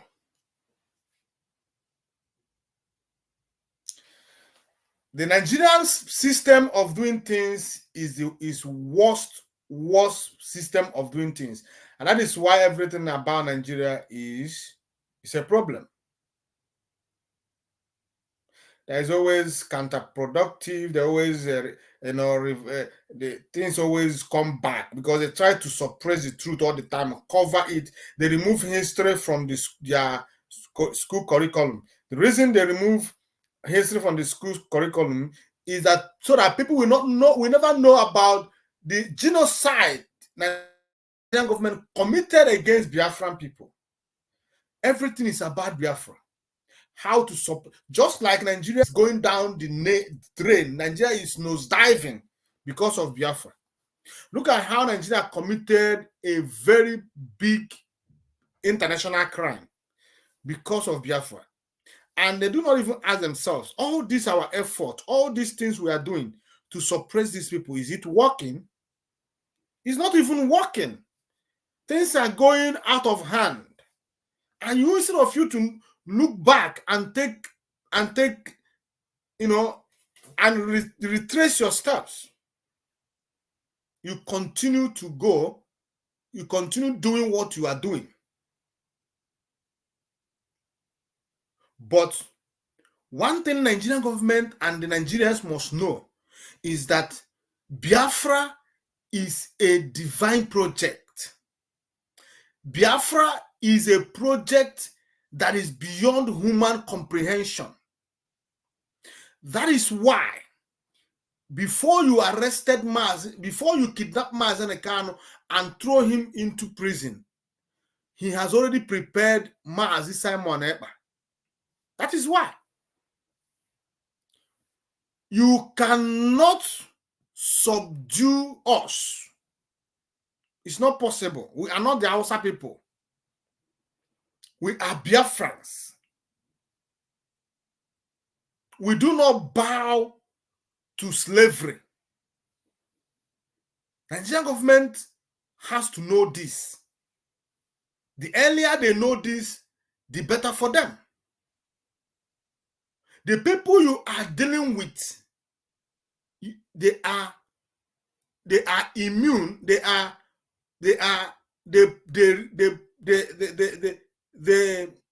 do not succumb to slavery.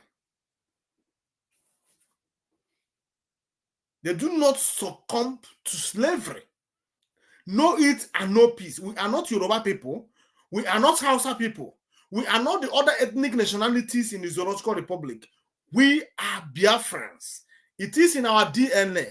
We are immune to slavery. We can never be slave, not in our own land. So now, let me go straight and bring this news to you.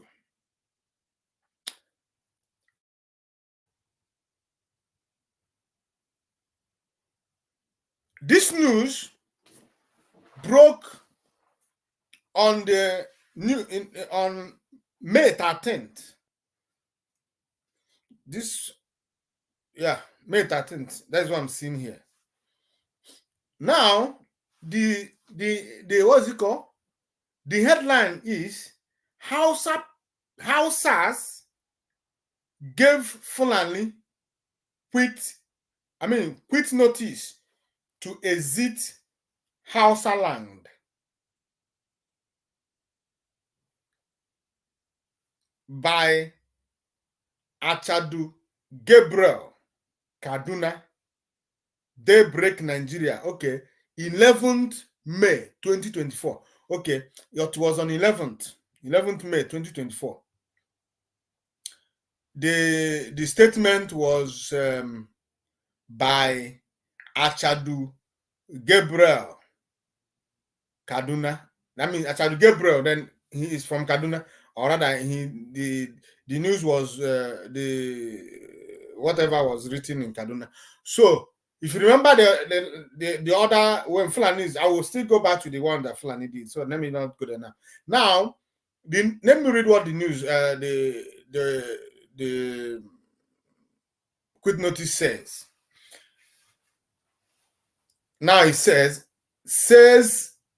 they have been victims of terrorism, injustice under Fulani leadership. You see, it has been leadership, it has been, Hausa people has been under Fulani leadership. Now, it reads, in what could be described as looming trial and ethnic war between the Hausas and Fulanis, Hausas in northern Nigeria have given Fulanis notice to quit their lands. This follows the recent backlash, rejoinder to Fulani leader Dr. Salim Musa Umar, President General, FUBE, Global Development and Rights Initiative, FDGRI, by Hausa leader Kautum Anumbe Jitami, Emancipator, Hausawa Santa Development Association, HTDA, entitled, now it starts, for 219 years, the Hausa people have been victims of terrorism and injustice under Fulani leadership. My people, Fulani Hausas has been subjugated for the past 219 years. What a people. What a people. Chineke kwere ihe ọjọọ. Hausa people are so, what a people. For 219 years, a small Fulani people have subjugated you. Let me continue reading. The rejoinder obtained from verified CasaHausa24.com, General News, Khartoum Jitami, advised Fulani to exit themselves out of Hausa land before it is too late.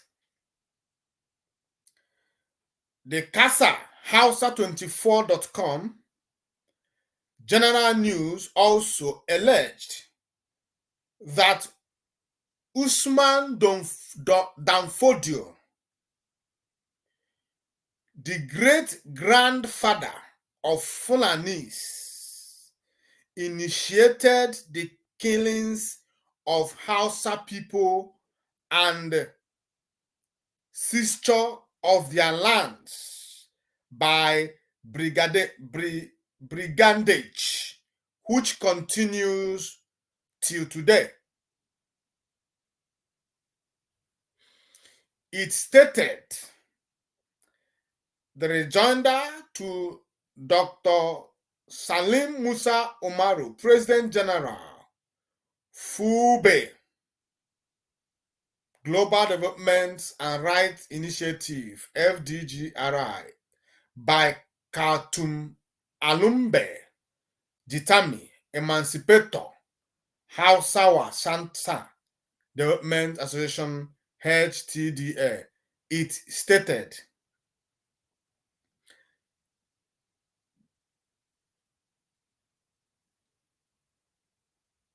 your great-grandfather, Usman Danfodio, in the last 219 years, initiated the killings and under of Hausa people and their land by brigandage, which continued till today, it added. The Hausa also stated that Dr. Salim Omar was silent when his Fulani people were busy visiting Hausa people and committing atrocities unabatedly. I said it in my formal, in my last program here, that so long as it was the Hausa people that has been by, as long as the Hausa people are the ones that has been paying the ultimate price, it is all right. Immediately, Hausa people wake up to ask questions. Fulanis now remember that there is something like peace, unity, and progressive Nigeria. Now, Fulani people suddenly remember that it is good to live in peace with your neighbors. That is what these Hausa people say. For the past years, that Hausa people were being massacred, atrocities committed against them unabatedly. This Dr. Salim Omar was silent. She lost her voice. Suddenly, he has regained it. Now we continue.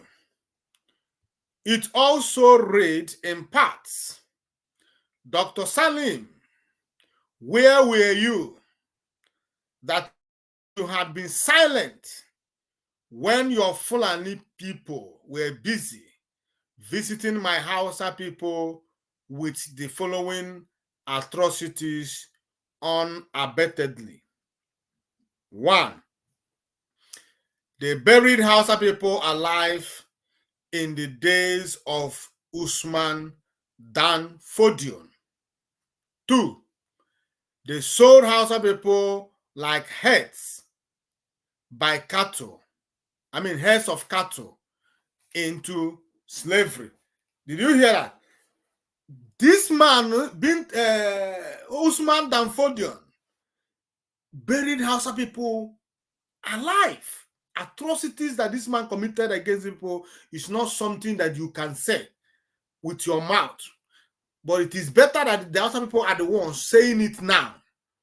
Their people, their ancestors was buried alive by Usman Dan Fodion. That is why we keep telling our people, the sons of your enemies, his offsprings, can never love you. If their father killed you, know it, have it in mind that their children will also kill you. Just like it is happening today in Nigeria. British people came into our land, colonized our people, renamed us, brought us together for economic purposes. Their fathers, their ancestors ruled over us, exploited our ancestors. They did what? They exploited our ancestors. If you think that their children will wake up and love you, you are a liar. You are just a naive person. The son of your enemy will never be a friend to you. Know it and know peace. Those who are running to Britain for advice, those who said who are going to join Britain, they are our colonial fathers. They have our best interest in their hearts. They are just speaking out of ignorance. There is no way a son of your enemy will love you. You can never be friend with him. He can never be your friend, because the same blood that ran into his father's vein is what is running in his vein. It is something that they pass from son to son. There is a place you may never get into. There is a place that it was written, this person is to be exploited, always remember that you must subdue this person. You must oppress this person. For you to continue to be relevant, you must make sure that you do not place this person at the same level with you. Always put him under. When we talk about neocolonialism, people don't understand. It is real. Look at what the Hausa people said here. They said Usman buried Hausa ancestors alive. What was the purpose of burying him alive? Now, he wants to instill fear in the heart of the Hausa people, because he did not do it secretly. He will do them in the open. And who are those people buried alive? It is those who has rebelled against him. So he wants to set example with them by burying them alive in the presence of the rest, so that they will take correction. That is how Fulani people were able to instill fear in the very marrow of the Hausa people till today, that they are waking up. Did they change? No. They still continue the track record of Usman Danfodio. Today, the Fulani still go to communities in Hausa land, massacre them. And Hausa people will be running, hiding under their bed. Fulani people will come, burn their villages, kidnap them, rape them, massacre them, do this, do that. Tell me, my people, with what this man said here, what has changed? Nothing. It has still the same. That is their modus operandi is fear. They instill fear, they move with fear, they try to instill fear in the heart of their slaves, which is the Hausa people. So that Hausa people will continue to be loyal, trembling before Fulani. When a Fulani speaks, Hausa people cannot question them. That is the reason for all these things. Excuse me. Now, after burning them alive, they sold Hausa people like heads of cattle into slavery. They castrated Hausa people, Hausa males, to stop them from procreation. Do you understand what I mean? Which atrocities this Usman Danfodio did not commit in the land of against Hausa people? He castrated Hausa people, the males, so that they will not be able to procreate, so that they will not be able to impregnate their women. That is why today there are a lot of Hausa people that has soft spots for the Fulani people. The reason is that all these years that Hausa people were being castrated, who do you think was impregnating and making children in Hausa land? The Fulani people. The Fulani people were busy impregnating the Hausa women, and the Hausa women were busy giving birth to half Hausa, half Fulanis. So when that generation died off, and this new generation of mixed breed came up, the battle was won. And what do they do to those who will refuse to carry out their order? Now listen, he said, they jailed husband and wives to their death for no just reason. This is the atrocities of Usman Danfodio. What you see them doing today to Maasinam Dekano and to other Biafrans is what the Usman Danfodio passed down to them. Did you hear it? They jailed husband and wives to their death for no just reason. Maybe he will look at you, he don't like you, or he look at you, you don't want to convert to Muslim. He will gather you and your wife throw you into prison, lock it up, no food, no water until the day you will die. That is what Usman Danfodio, the great-grandfather of the Fulanis you see today, did to Hausa people. What death is more excruciating than this kind of death, where you will send somebody, you will lock somebody up and throw away the key. No food, no water. The person will starve to death. It's a pity. Hausa people, it's quite a pity for you people. Now, I continue. They seized cultivated and uncultivated farms and farmlands belonging to the Hausa people. Just like in South Africa today, let me use South Africa as an example.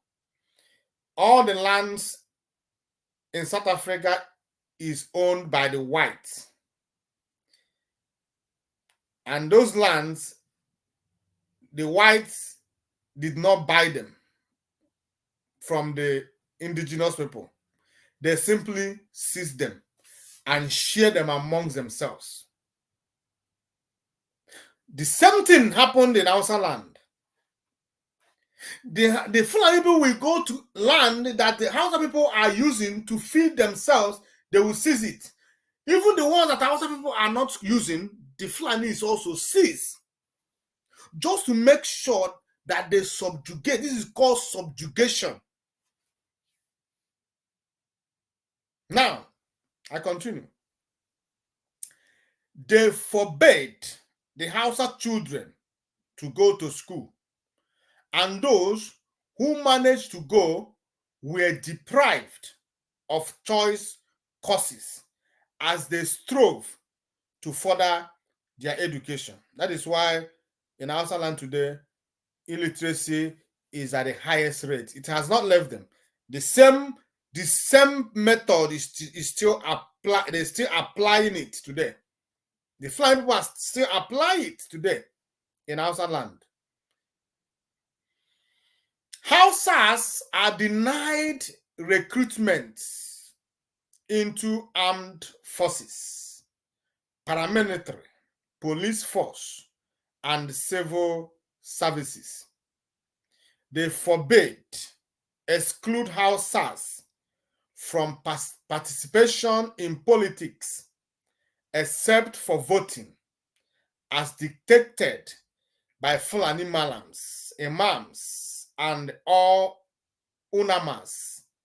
You see, the Fulani people will not allow Hausa people to be in politics.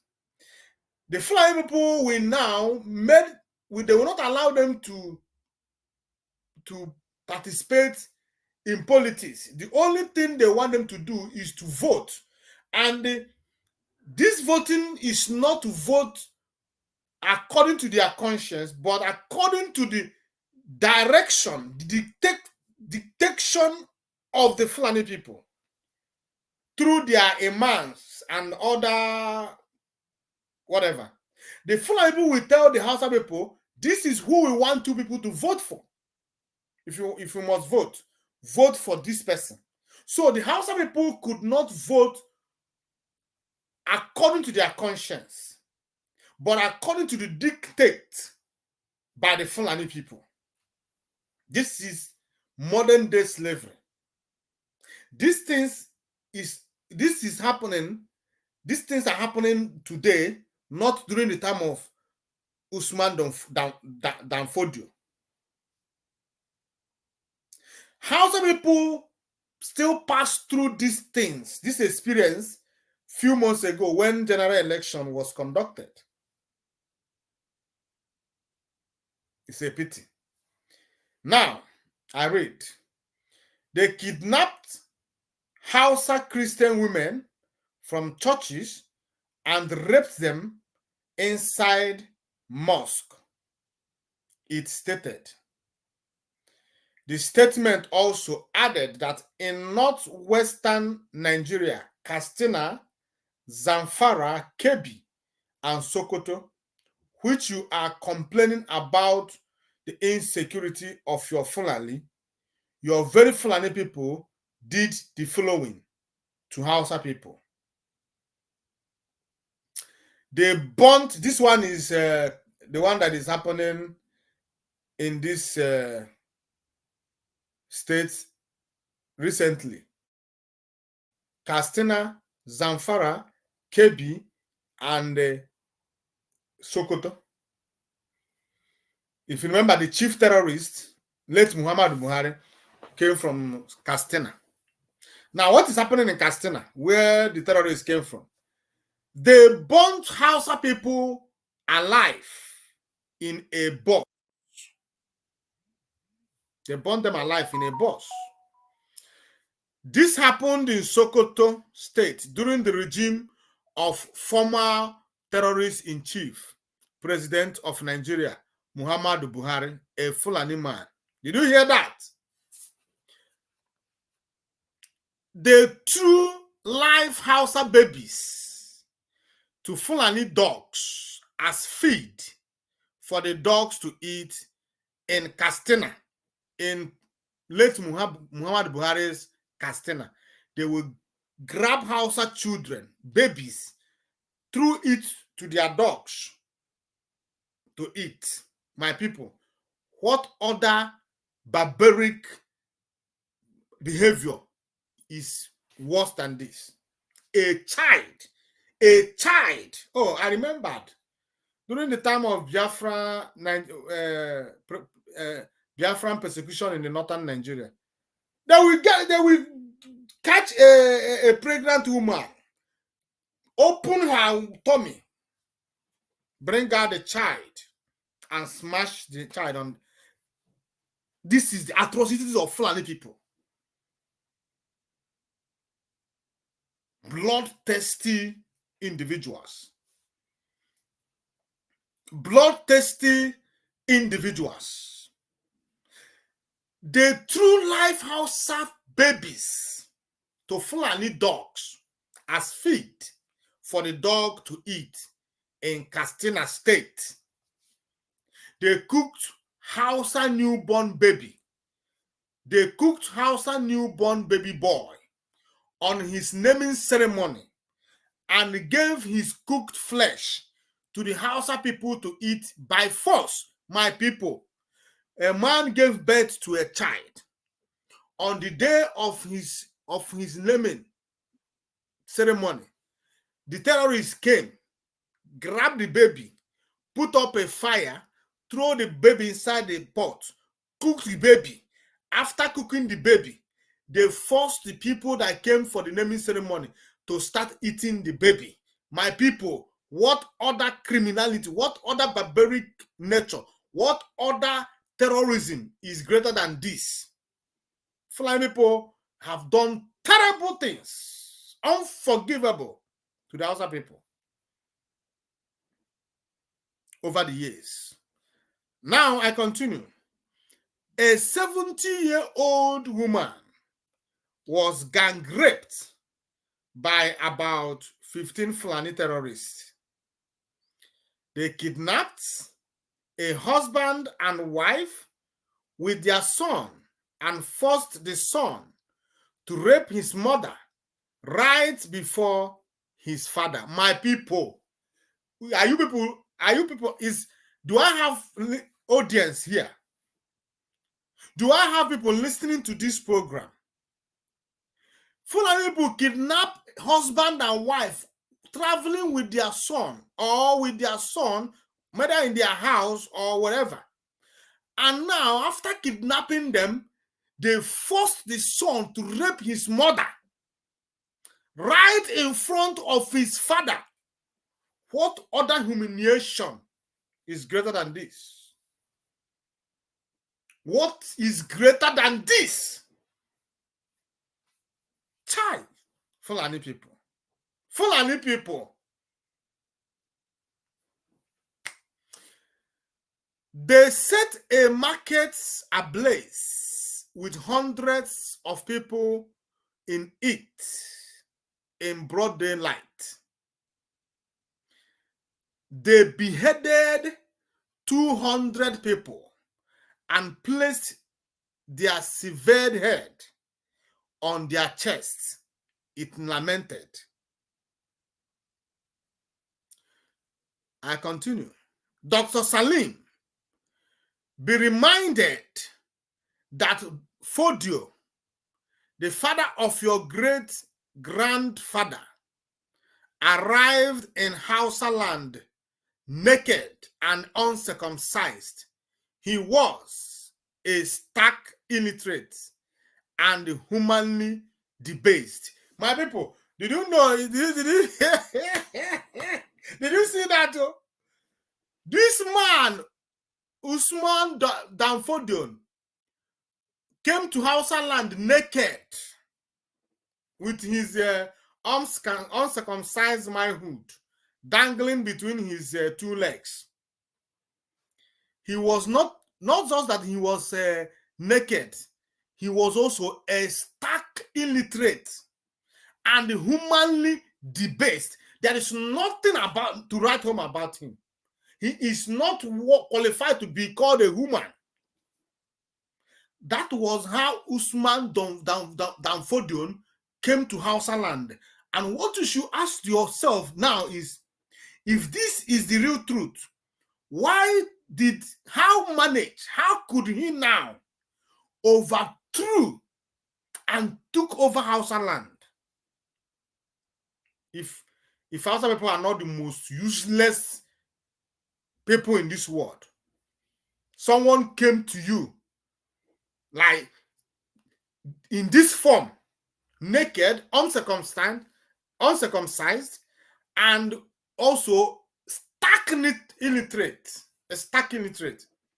You allowed him to, after brushing him up under your nose, he took over your land. Hausa people are foolish. Now, I continue. The Fulani were introduced to circumcision by the Hausas, and Usman Danfodio was taught literacy and Islamic religion in Hausa land.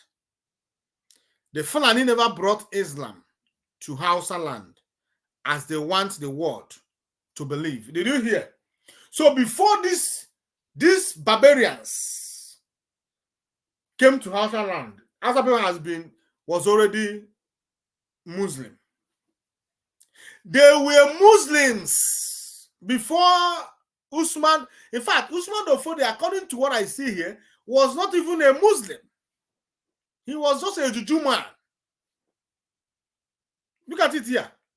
The Fulani were introduced to circumcision by the Hausas, and Usman Danfodio was taught literacy and the Islamic religion in Hausa land. They taught him what Islam is all about. They taught him the religion. They converted him. So how did he manage to take over Hausa land? How? How did Usman Danfodio manage to take over Hausa land? I continue. Today, the Hausa people are saying enough is enough to the Fulani people because the Hausas are forced to remember the good day that they represent. I will take it again. Today, the Hausa people are saying enough is enough to the Fulani people because the Hausas are forced to remember the good that they represent to the Fulani and the evil that the Fulani represent to Hausa. Therefore, a call to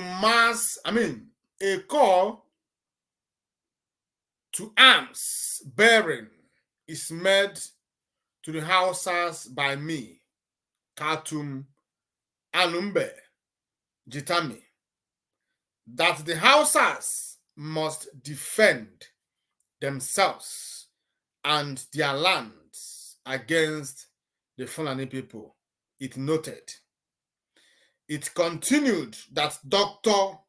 Salim, your voice of condemnation against the atrocities of your Fulani was never heard. But no sooner did we stand up to your Fulani people, you are all over the place calling for attention. Enough is enough. And there is no going back to ejecting the Fulani out of the Hausa land by every means possible, by masterminding genocide against Hausa people, by every means possible, okay, for masterminding the genocide against Hausa people. The Fulani are strongly advised to exit themselves out of Hausa land before it is too late. It declared. Kaitum Jitami had in an open letter to President Bola Ahmed Tinubu recently stated that appointment of Fulanis is destructive to unity of Nigeria. My people, this is it for now. This is all for now. This is all for now. This is what the Hausa people has come up with, and they are serious about it. My only fear is for how long? For how long will they hang on? Because it's not going to be easy. It's going to be very, very difficult for them. But it is not impossible. It is possible. It's achievable. If the Hausa people could move in one mind, if they could do away, shake off that religious tag on them, because remember, the weapon of the Fulanis one of their greatest weapons is religion, and they have made that move already. They have made that move already.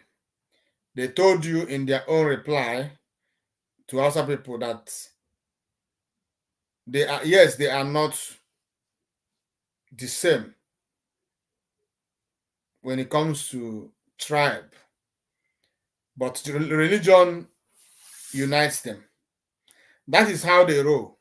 And Hausa people must be guided. They must be guided on this. They must be guided on this. They must be on guard. They must checkmate every religious fanatic. They must not allow those whom religion has eaten their brain cells up to be among them. Yes, because if they do that, the Fulanis will use the same people to destroy them. I wish them all the best. I wish that they could succeed. I wish that they could come out victorious. Because naturally, Hausa people are nice. Hausa people are good people. Naturally, they are good people. It was the Fulanis that have made Hausa people look bad all these years. All these years. Hausa people are very good people. When you meet a complete, not a mixed blood, though, not a mixed blood, but a total Hausa person, is a good person. But you see those Fulani breed. If they meet you, you are finished. I just pray and wish that Hausa people will come out of this victoriously. But I know that the road is very rough. I know it. It's not going to be easy. It's not going to be easy. It's going to be very, very tough for them to to do this, but it is doable. It is very, very possible. All they need to do is to make sure that they are united in one voice, in one spirit. They should do away with religion. I'm a Christian and Muslim. They should not allow it. They should just answer simply Hausa people fighting for their freedom. If you are waiting for Nigerian government to come for your aid, you are just wasting your time. I'm talking to Hausa people now.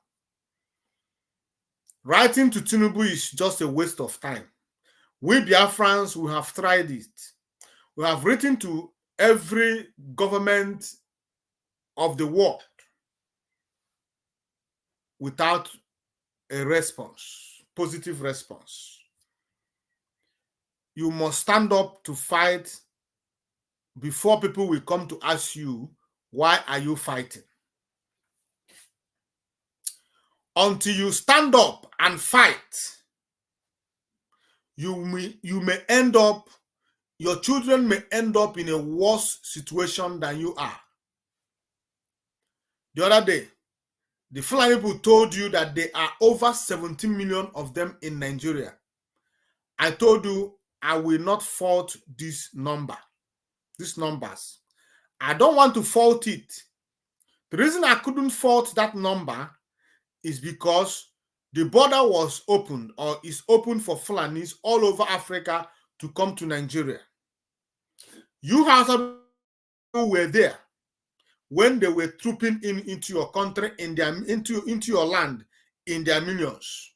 You said nothing. You see no evil. You hear no evil. Today, the same evil is what is haunting you.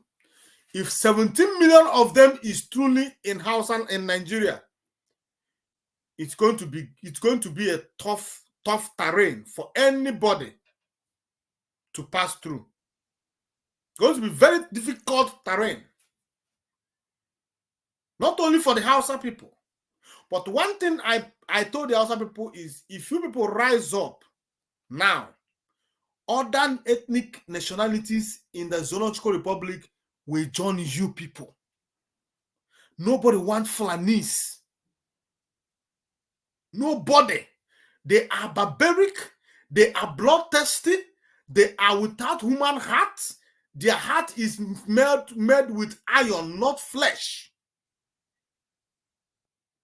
So nobody wants them.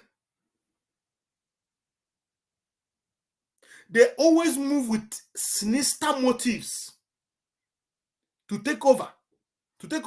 That is why when they come, they do not come to the city. They rather go to the bushes, occupy the bush. When you ask them what they are doing in your bush, they will tell you that they are herdsmen. That is why. Okay, because you are a herdsman, that is why you occupy my land without my information. You build your settlement here without my permission. You should know that they have ulterior motive. And I believe that they have surrendered Nigeria as a whole.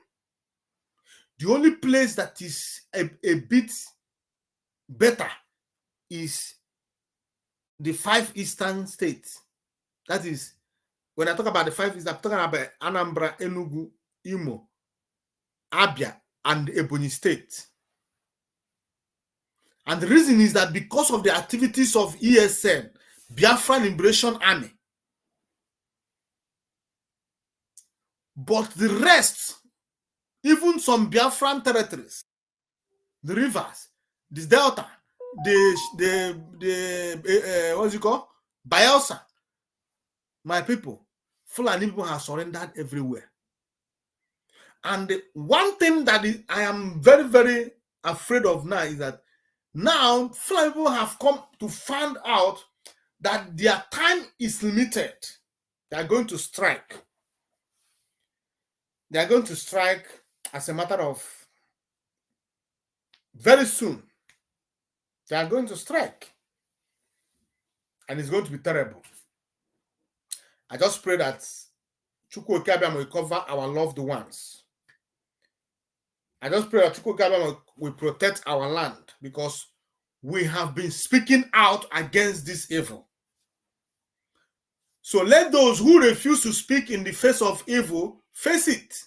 We Biafrans will be protected because we were busy defending, protecting our land, speaking out against this evil. The rest saw us as troublemakers. The rest, the Hausa peasants, saw us as people, troublemakers. They hated us because Fulani people hate us. That is why I said it is dangerous to inherit people's enemy. Don't hate Maazo Ebuchi because someone hated me. You must find out the reason for hating me. You must know. You must experience. You must at least see for yourself, so that when you hate me, you know the reason you are hating me. How some people join the Fulani people to hate us. They join Fulani to buy us. They join Fulanis to do all manner of evil things against their peaceful neighbors. Today, the python, the snake they fed, has grown to become a python and is swallowing. I only pray that Chukwu Abiyama will save them. That is the only hope for them. So, my people, that is what I come here to do this evening, because I have read in my last program, but it's like I will bring it up again before I close. Let me read what the Fulani people said about this quit notice. Let me show you what Fulani people said. Now, Fulani people replied. Now, listen. The Fulani said, that Umaru said, he's speaking on behalf of the Fulani people. And he said, the dust, I'm reading now, the dust being raised by the recent outburst, asking Fulanis to vacate Hausa land is yet to settle. Sequel to this, a northern statesman who believes in the unity and the cooperative existence of Nigeria, Malam Usman Mustafa Madawaki Otumba, has fingered Achadu Gabriel as a hitman at the forefront of drumming the needless war. Did you hear that? A northern statesman who believes in the unity and corporate existence of Nigeria. This is how they roll. Yeah. I will continue. Omar criticized the statement credited to Achadu as unfortunate. Omar said, Achadu is a hatchet man, anarchist, tribal jingoist, frontline warmonger, who is well known to always carry out demeaning job for economic reasons.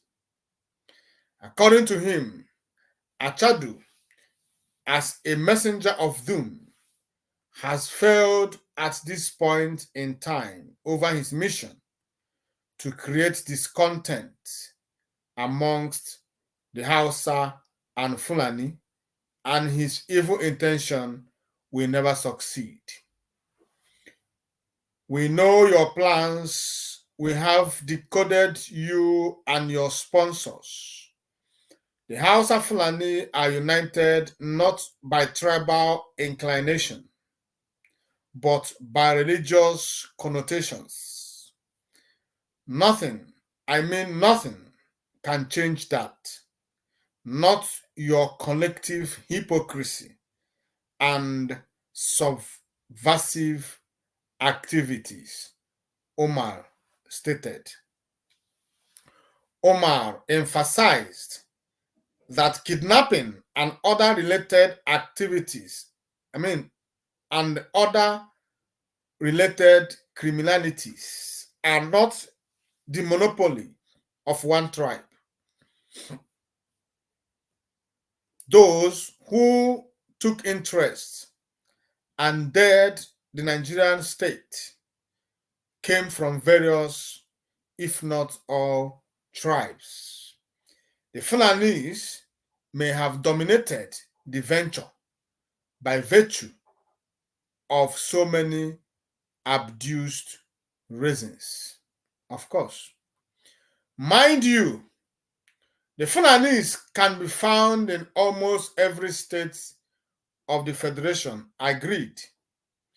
Why are other tribes not looking at the scenario from Achadu's perspective? Why must Achadu even champion the cause of echoing the problem instead of downplaying it for peace to reign, especially considering our national security situations? Achadu is playing a script with a venomous intent of kick-starting the so-called tribal war so that other tribes will follow suit, and the Fulani as a tribe will be targeted nationally. Only an insane fool will expose the innocent lives of more than 17 million people for no reason other than hate. Did you hear where he mentioned that Fulanis are over 17 million in Nigeria? You heard it yourself. The Fulani were, at least prior to their recent unexplainable behavioral voter phase, judged as the shyest, most loyal, most communal, drug-free, highly sociable, and crime-free people, in addition to being highly educated, progressive, organized, and contributors to the national economy. For over 100 years, they single-handedly produced meat and milk for the Western Sudanese states to what is now Nigeria, indisputably the most important needs of human survivability. He said. He blamed Achadu for stooping low by becoming a stooge for some enemies of Nigeria and ignorant to know that kidnapping is not the only negative vice prevalent in this country. All of this did not warrant any tribal wars except kidnapping and banditry, and all pervasive, all-inclusive crime for every tribe, men and women, young and old. The grand plan by the political elites to eliminate the Fulanis as a race has been in existence for so many years. The systematic yet one-sided exposure of the race over the years is unfair, antisocial, and unacceptable, he added. Omar, during an interview with Daily Times, said the likes of Achadu should be arrested and tried in a competent court, convicted for crimes relating to fueling social upheavals, tribal hatred, political discontent, and mutiny. These types of individuals are a menace to society. They do not wish the country nor her citizens well. Freedom of expression is guaranteed insofar as the utterances are guided and are in the interest of all, or at least the majority. Otherwise, such freedom should not be guaranteed after they are expressed, he stated.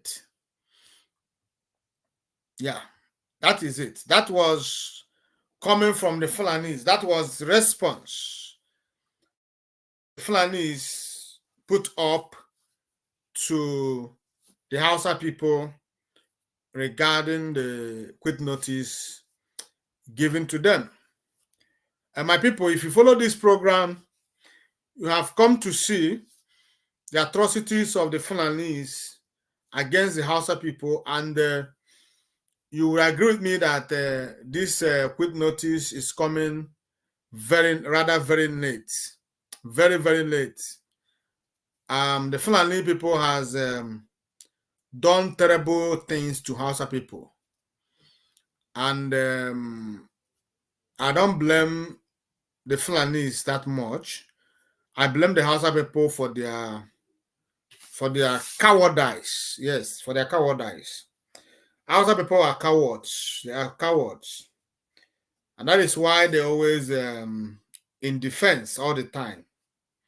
So they don't have the morale to fight and liberate themselves. That is why Fulanis were able to assimilate and emasculate them. And now they are running helter-skelter, trying to see if they can pull out. And I wish them all the best.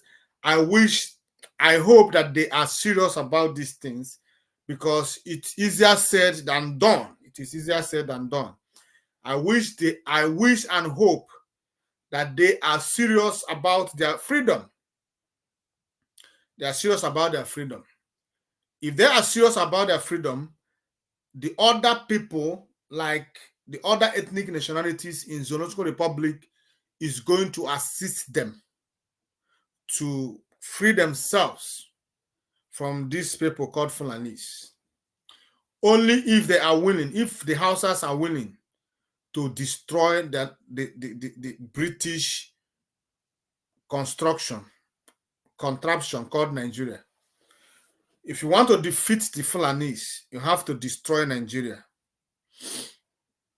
If you want to defeat Fulanis, you have to defeat Nigeria. You have to destroy Nigeria. If you are fighting for your freedom, at the same time trying to preserve Nigeria, then you are just wasting your time. Your people will buy your people for nothing. You will just buy for nothing.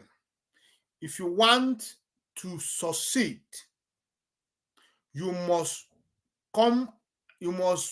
work for the destruction, for the balkanization of Nigeria. That is it. You have to do that. If Nigeria falls, Fulanis, they are finished.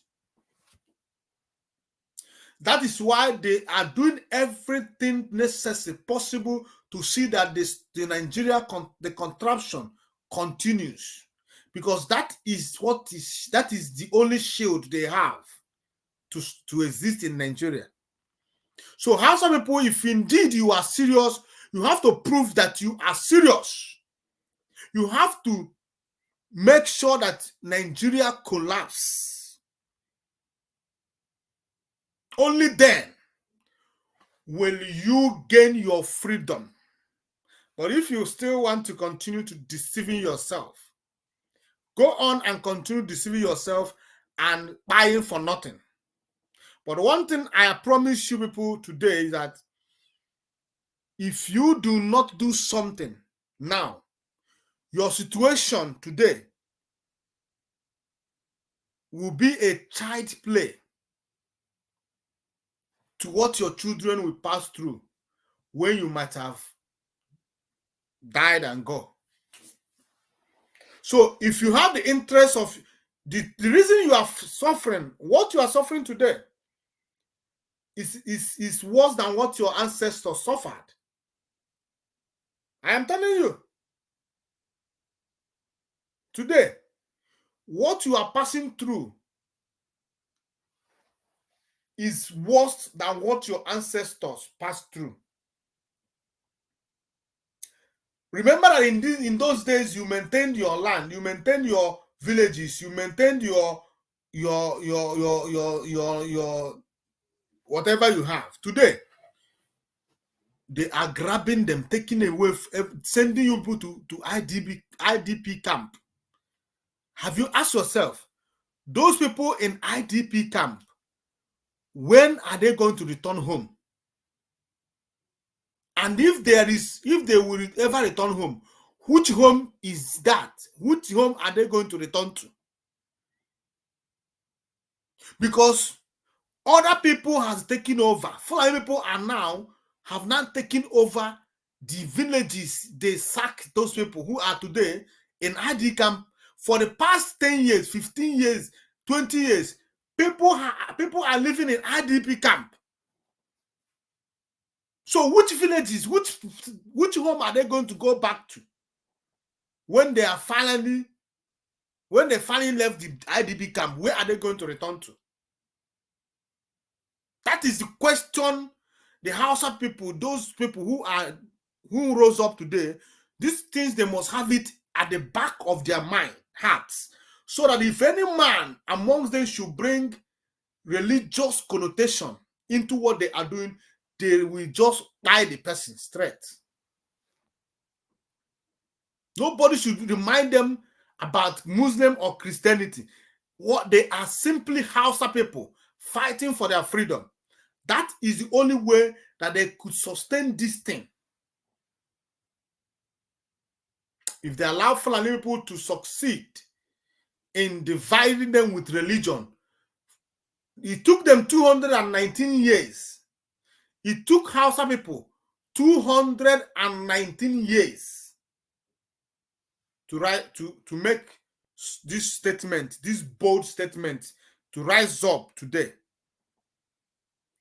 If they fail, it will take another generation 400 years. If by then there will still be anything like Hausa people, because I'm sure that Fulani people will never allow them to rise again if they fail. So in their own best interest, you see this battle, you see this road, you must be prepared to walk through it. If you are not prepared, better stay in your house. Freedom is not a child play. Instead of you to go and wake the sleeping lion, allow it to continue sleeping. Before you wake the sleeping lion, you must be willing to face the rot. So before you start talking about freedom, you must be willing to pay any price necessary for it. Just like Biafrans has been paying from the time immemorial, we have never stopped paying. We are still paying. But difference that this time around, our enemies also are paying. It is now vice versa. As we are buying, our enemies are buying too. So Hausa people should understand this. They should come to Biafra and learn. We should teach them, because we have been in this fight for ages. So we have garnered much experience. So we have something to tell them, just like I'm telling them today. If you are not totally convinced, don't come out. And I'm not going to tell you that it's going to be easy for you. It's never going to be easy. But one thing I promise you is this. The nature is on your side. The creation is on your side. The creator, Chukwu Okike Abiama, is on the side of the Hausa people. The land of the Hausa people is on your side. The air, the sea, everything that lives is on the side of the Hausa people. And all this will be, all these elements, the four elements, the water, the fire, the air, and what again? The fire, the water, the air, and why did I forget the fourth one? They will be on your side. They are on your side in this battle.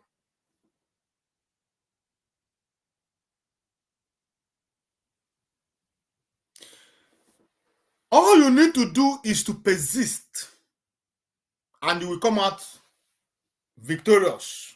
You will defeat the Fulani people. Ndị Igbo si ọbịara be m abịagbukwana m ka ọ ga-abụ na ka mkpumkpu ghara ịkwa ya n'azụ. You are in your land when Usman Dan Fodio came naked with uncircumcised nonsense he has in his in between his laps. You received him. Your ancestors received Usman Dan Fodio, cleaned him up. So you, like I said, the nature is on your side. The creator is on your side. The four elements are on your side. You must know these things so that when you are going to battle this thing, you will know that no matter the price you pay, it's not too much. Obadiah Malafia paid this price. And I know that it's part of things that woke you up today. If you do not follow this path, your end will be like that of Obadiah Malafia. When Obadiah Malafia came out, he was not convinced. So after exposing his intents, he went back. Fulani people struck. And today, Obadiah Malafia is no more. The same fate that befell Malafia will befall you if you do not take this course very serious. You have already come out, though. You can never go back. As it stands today, the Fulani people has made you their worst enemy. I'm talking to Achadu Gabriel and the rest of them. You have been declared #1 enemy of the Fulanis in Africa. Not only those in Nigeria, even those in Sudan, even those in Senegal, even those in Guinea. All of them, the signal has been sent out. So, you see, you are in a very big trouble. But if you know and understand what you are doing, they cannot do anything to you. If you are not ready yet, come to Biafra land and breed your army. When you are ready, come and fight for your freedom and you will succeed. I promise you. But if you think you can be mingling with among them, they will buy you. Fulani people does not forgive. The things they have against us, Ndi Igbo and Biafran today, happened how many years ago? They said because it was Ndi Igbo that spy Ahmed Bello. So it's an unforgivable act. They spied over a million of us. Yet they are still bloodthirsty. They do not forget. They do not forgive. So before you face Fulani, you must be determined in your heart that yes, I want to face them. Take example from what is happening to Biafrans. Look at Mazi Nnamdi Kanu. Look at where he is today. So before you come out, Hausa people does not, you don't have any, our own story, our own situation is peculiar, our own is different, your own is worst. You don't even have anybody. At least we have ourselves. We have ourselves. You don't have nobody. Hausa people don't have nobody. If you think that Nigeria will stop when Fulanis will be coming to you, you are wasting your time. If you think Britain will say Jack, you are wasting your time.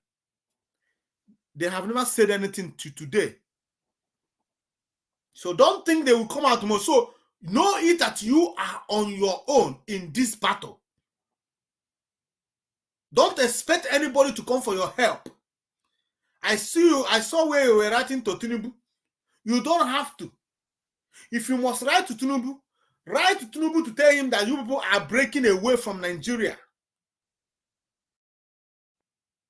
That is the kind of letter you should be writing to Tinubu. Tell him you want to fight for your self-determination.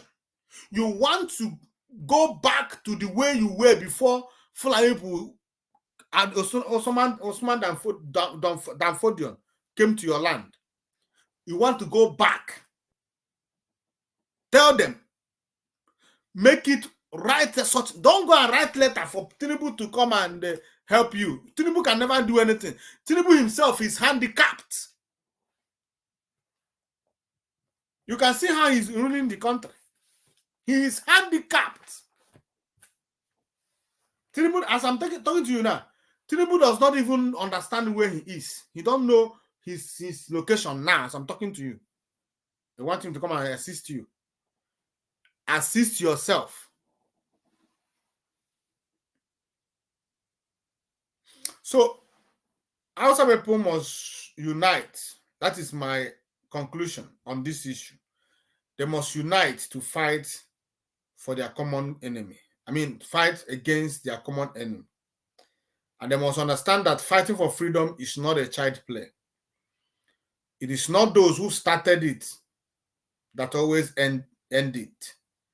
But every head that falls, every life that is taken, it is drawing you closer to your freedom.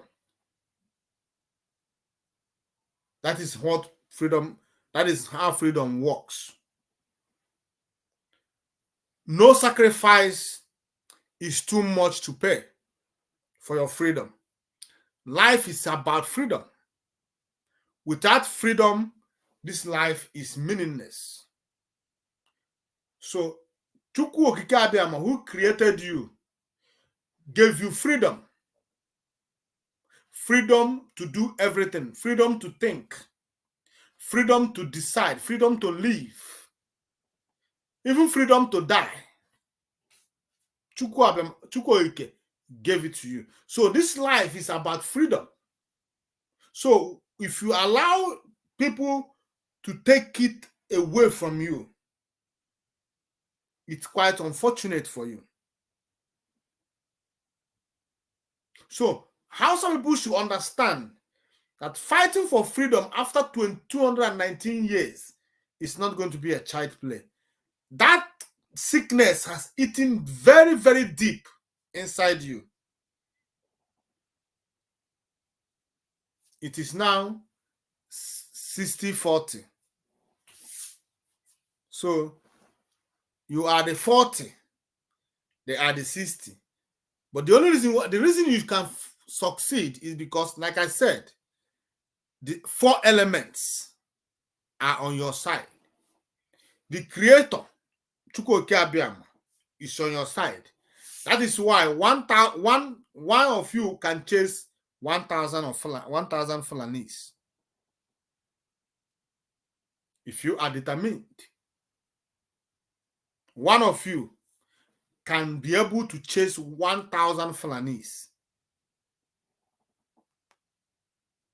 You should ask us, Biafrans, how we are able to succeed to this point, how we are able to stand up for 3 good years, able to withstand the incursion of Nigerian terrorists and the Britain and the rest of them that came to wipe us away. If you don't know, the reason for that war is to wipe us away completely, wipe Biafrans away from the surface of this earth. The same agenda that Hitler had for the Jews. That was the same agenda the Britain and the Fulani people have against us. So they came to wipe us out of the surface of the earth.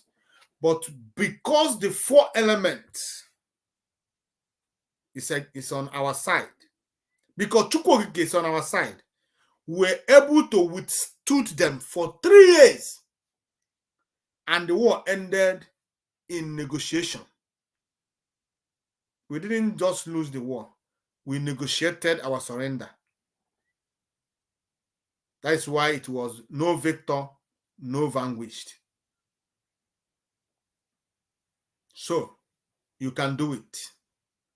It's a matter of determination, and the rest will be history.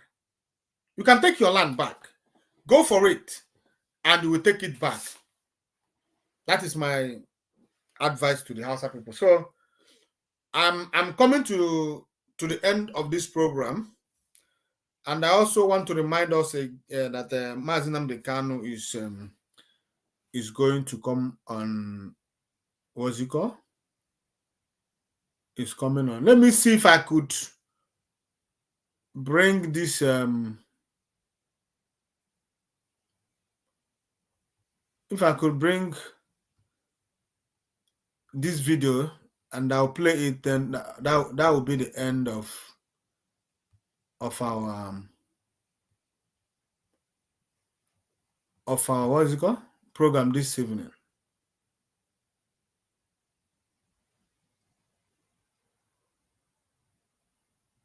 Wait.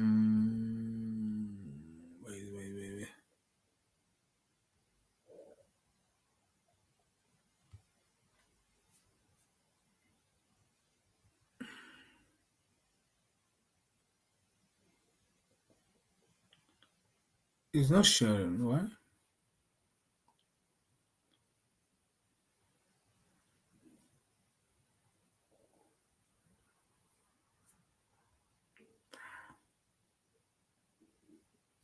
That's not it.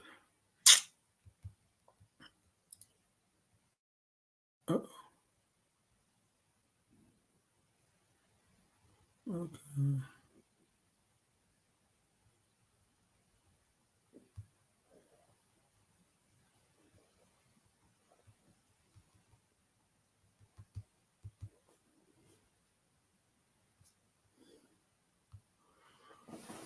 Okay, I'm not able to find the video.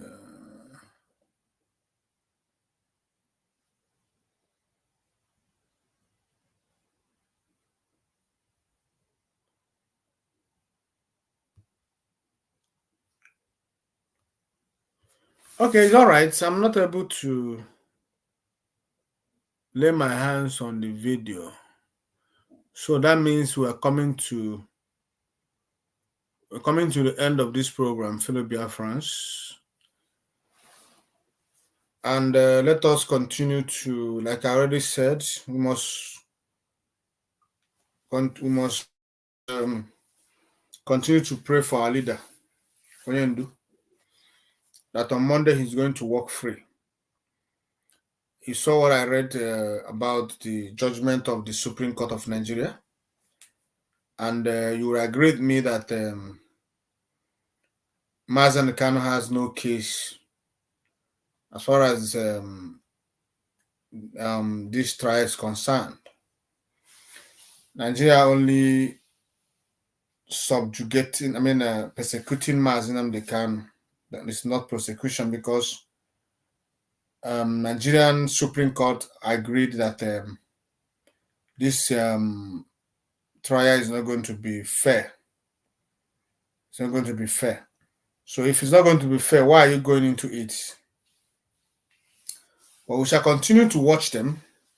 But all we know that is they will never win this case. It's not possible. It's not possible. They know it. They understand that they can never win this battle. You cannot stop their Biafra. You cannot stop the ideology that its time has come. It is time for Biafra to shine.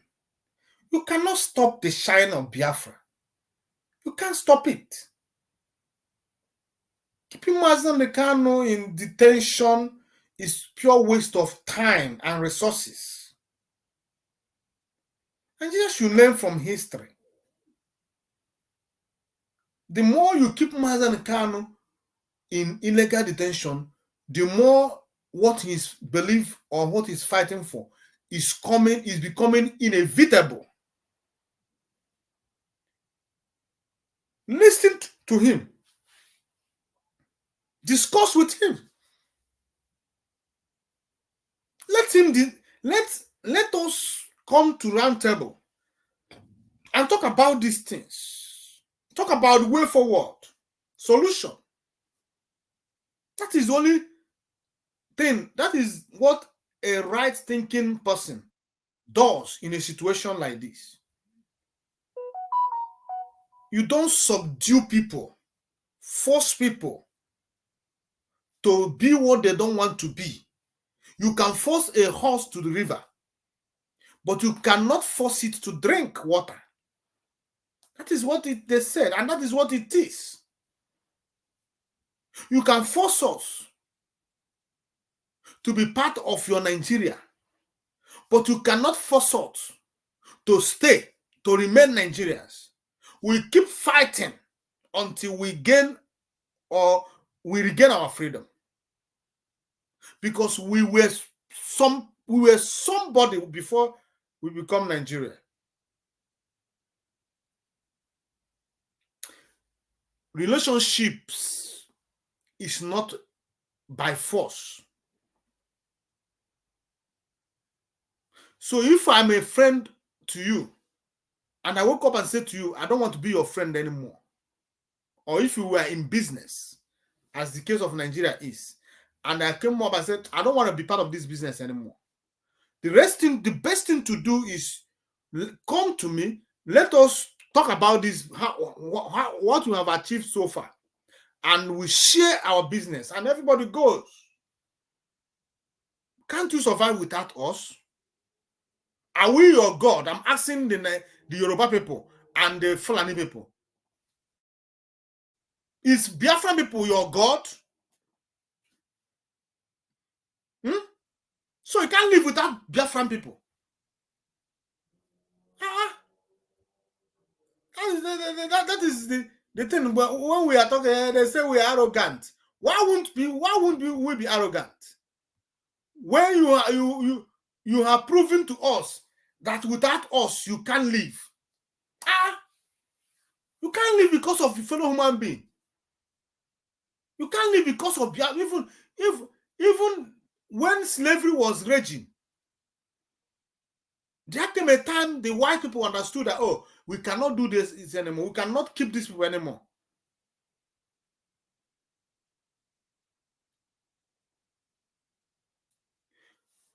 You cannot live you cannot live without Biafran people. Is that what Nigerian people are? Is that what Yoruba people is saying? So all this mouth they are making, they are this, they are this, they are rich, they are progressive, they are God. So it is all in their lips. So are you telling me that without Biafrans, Yoruba people cannot succeed? Are you telling me that without Biafran, Hausa people cannot succeed? Are you telling me that without Biafran, the Middle Beltans cannot succeed?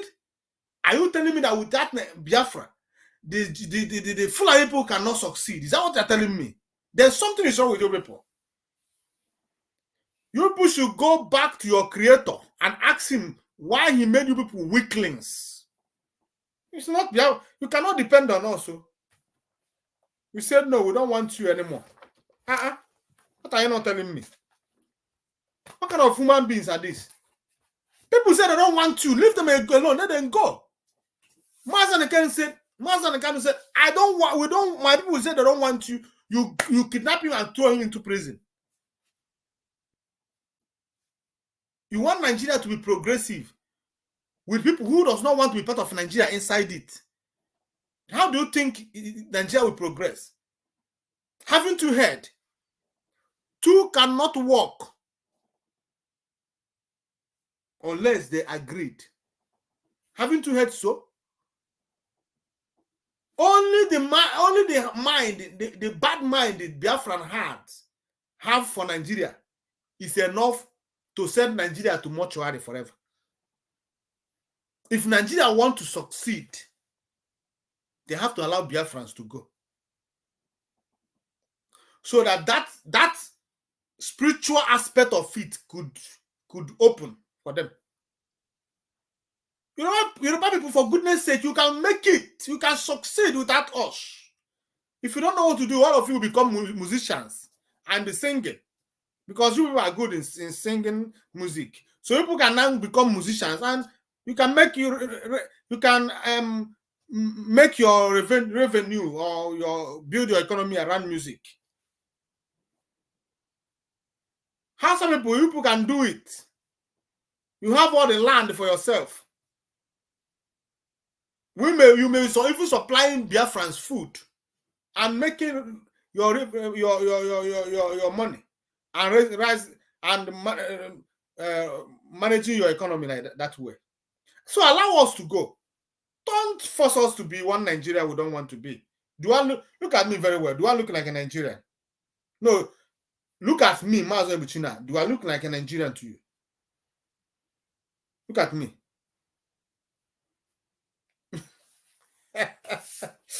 I'm not a Nigerian at all. I can never be. I thank you, lovers of freedom, Biafrans all over the world, for your time. For your time. I appreciate you. You know it. You know, we don't have much, what's it called? Much view. So even if it's one person that we have, we appreciate that person. We appreciate you. And we are proud of you. We are not discouraged. We don't even care how many people that watch us live. We know that after the program, so many people watch us. So it doesn't matter. So you that is here, we appreciate you. I mean it. May Chukwu Okabiama continue to provide money for you to have data. Look at it, we'll spend over 3 hours. So it's a lot of data. So I thank you so much, fellow Biafrans, lovers of freedom all over the world. If you have not shared the program, please share the program before you leave this platform this night. I thank you so much. I will be coming online again.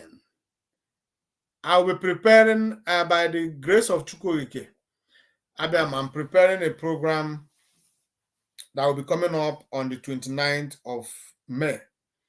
the eve of 30th May, and that program will be interactive. I will have a phone number, WhatsApp call, which our viewers could call in.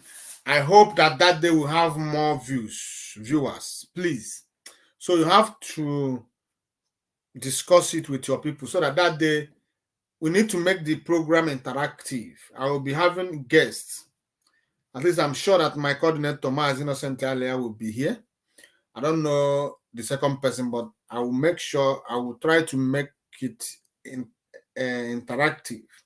So please, let us come, because we want people to call in. We need people's experiences on that day, people to talk about what they know about Biafra, the sufferings of our people during the 1967, 1970. We want people to, those who have first-hand information, those who experienced the war, whatever they know, this is want to bring the memory back, want to make it, want to feel, want to feel that closure, want to feel that closeness, want to feel what our people felt, that they want to make that experience to come alive again.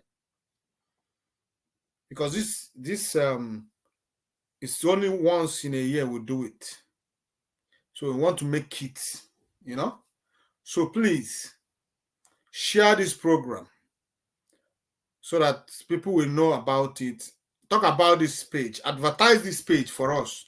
We need more people to be here while the program is going on, so that as I'm talking about this interactive program, that they will have so many people calling us, talk about their experiences, or what their father told them, or what their mother told them, or whatever the story they know or heard about the sufferings of our people in that day. If you lost ones, if you lost anybody during that war, tell us the history, tell us the story, tell us how it all happened, tell us what happened, tell us, if your people, whatever experiences you have, tell us. That is what we're asking people to do. So I'll be waiting for that program that day on the 29th of May 2024.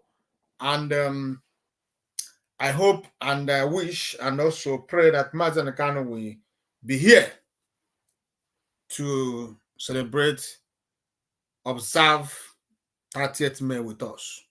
Thank you so much, fellow Biafrans. And I pray that you continue listening to us. Thank you so much. Thank you, my coordinator, Mazalia. Thank you so much. You are here. Thank you, as always. Thank you. Mechuko Kiabema bless you for joining us. I don't know who else that is here. If you are here, if you can write, so I will see that you are here. Maz Innocent earlier, I know you are here. Thank you. He just wrote here. So if there's any other person, I can see one or two people still watching. You can write so we know who you are before we call it a day. So we thank you for your support to this page. But if you are not coming, it's okay. Whoever you are, we appreciate you. I thank you so much, lovers of freedom, from wherever you are viewed us this evening. We appreciate you. We hope that we pray that Chukwu Gabiama will sustain you, and we pray that you continue to be part of this family as we join hands together to build this page from the scratch. Yes, we are not in a hurry. After all, what do we stand to lose? Nothing. Everything is gain. If you are here, we gain. If you're not here, we gain. So thank you so much. I love you from here. It is good night.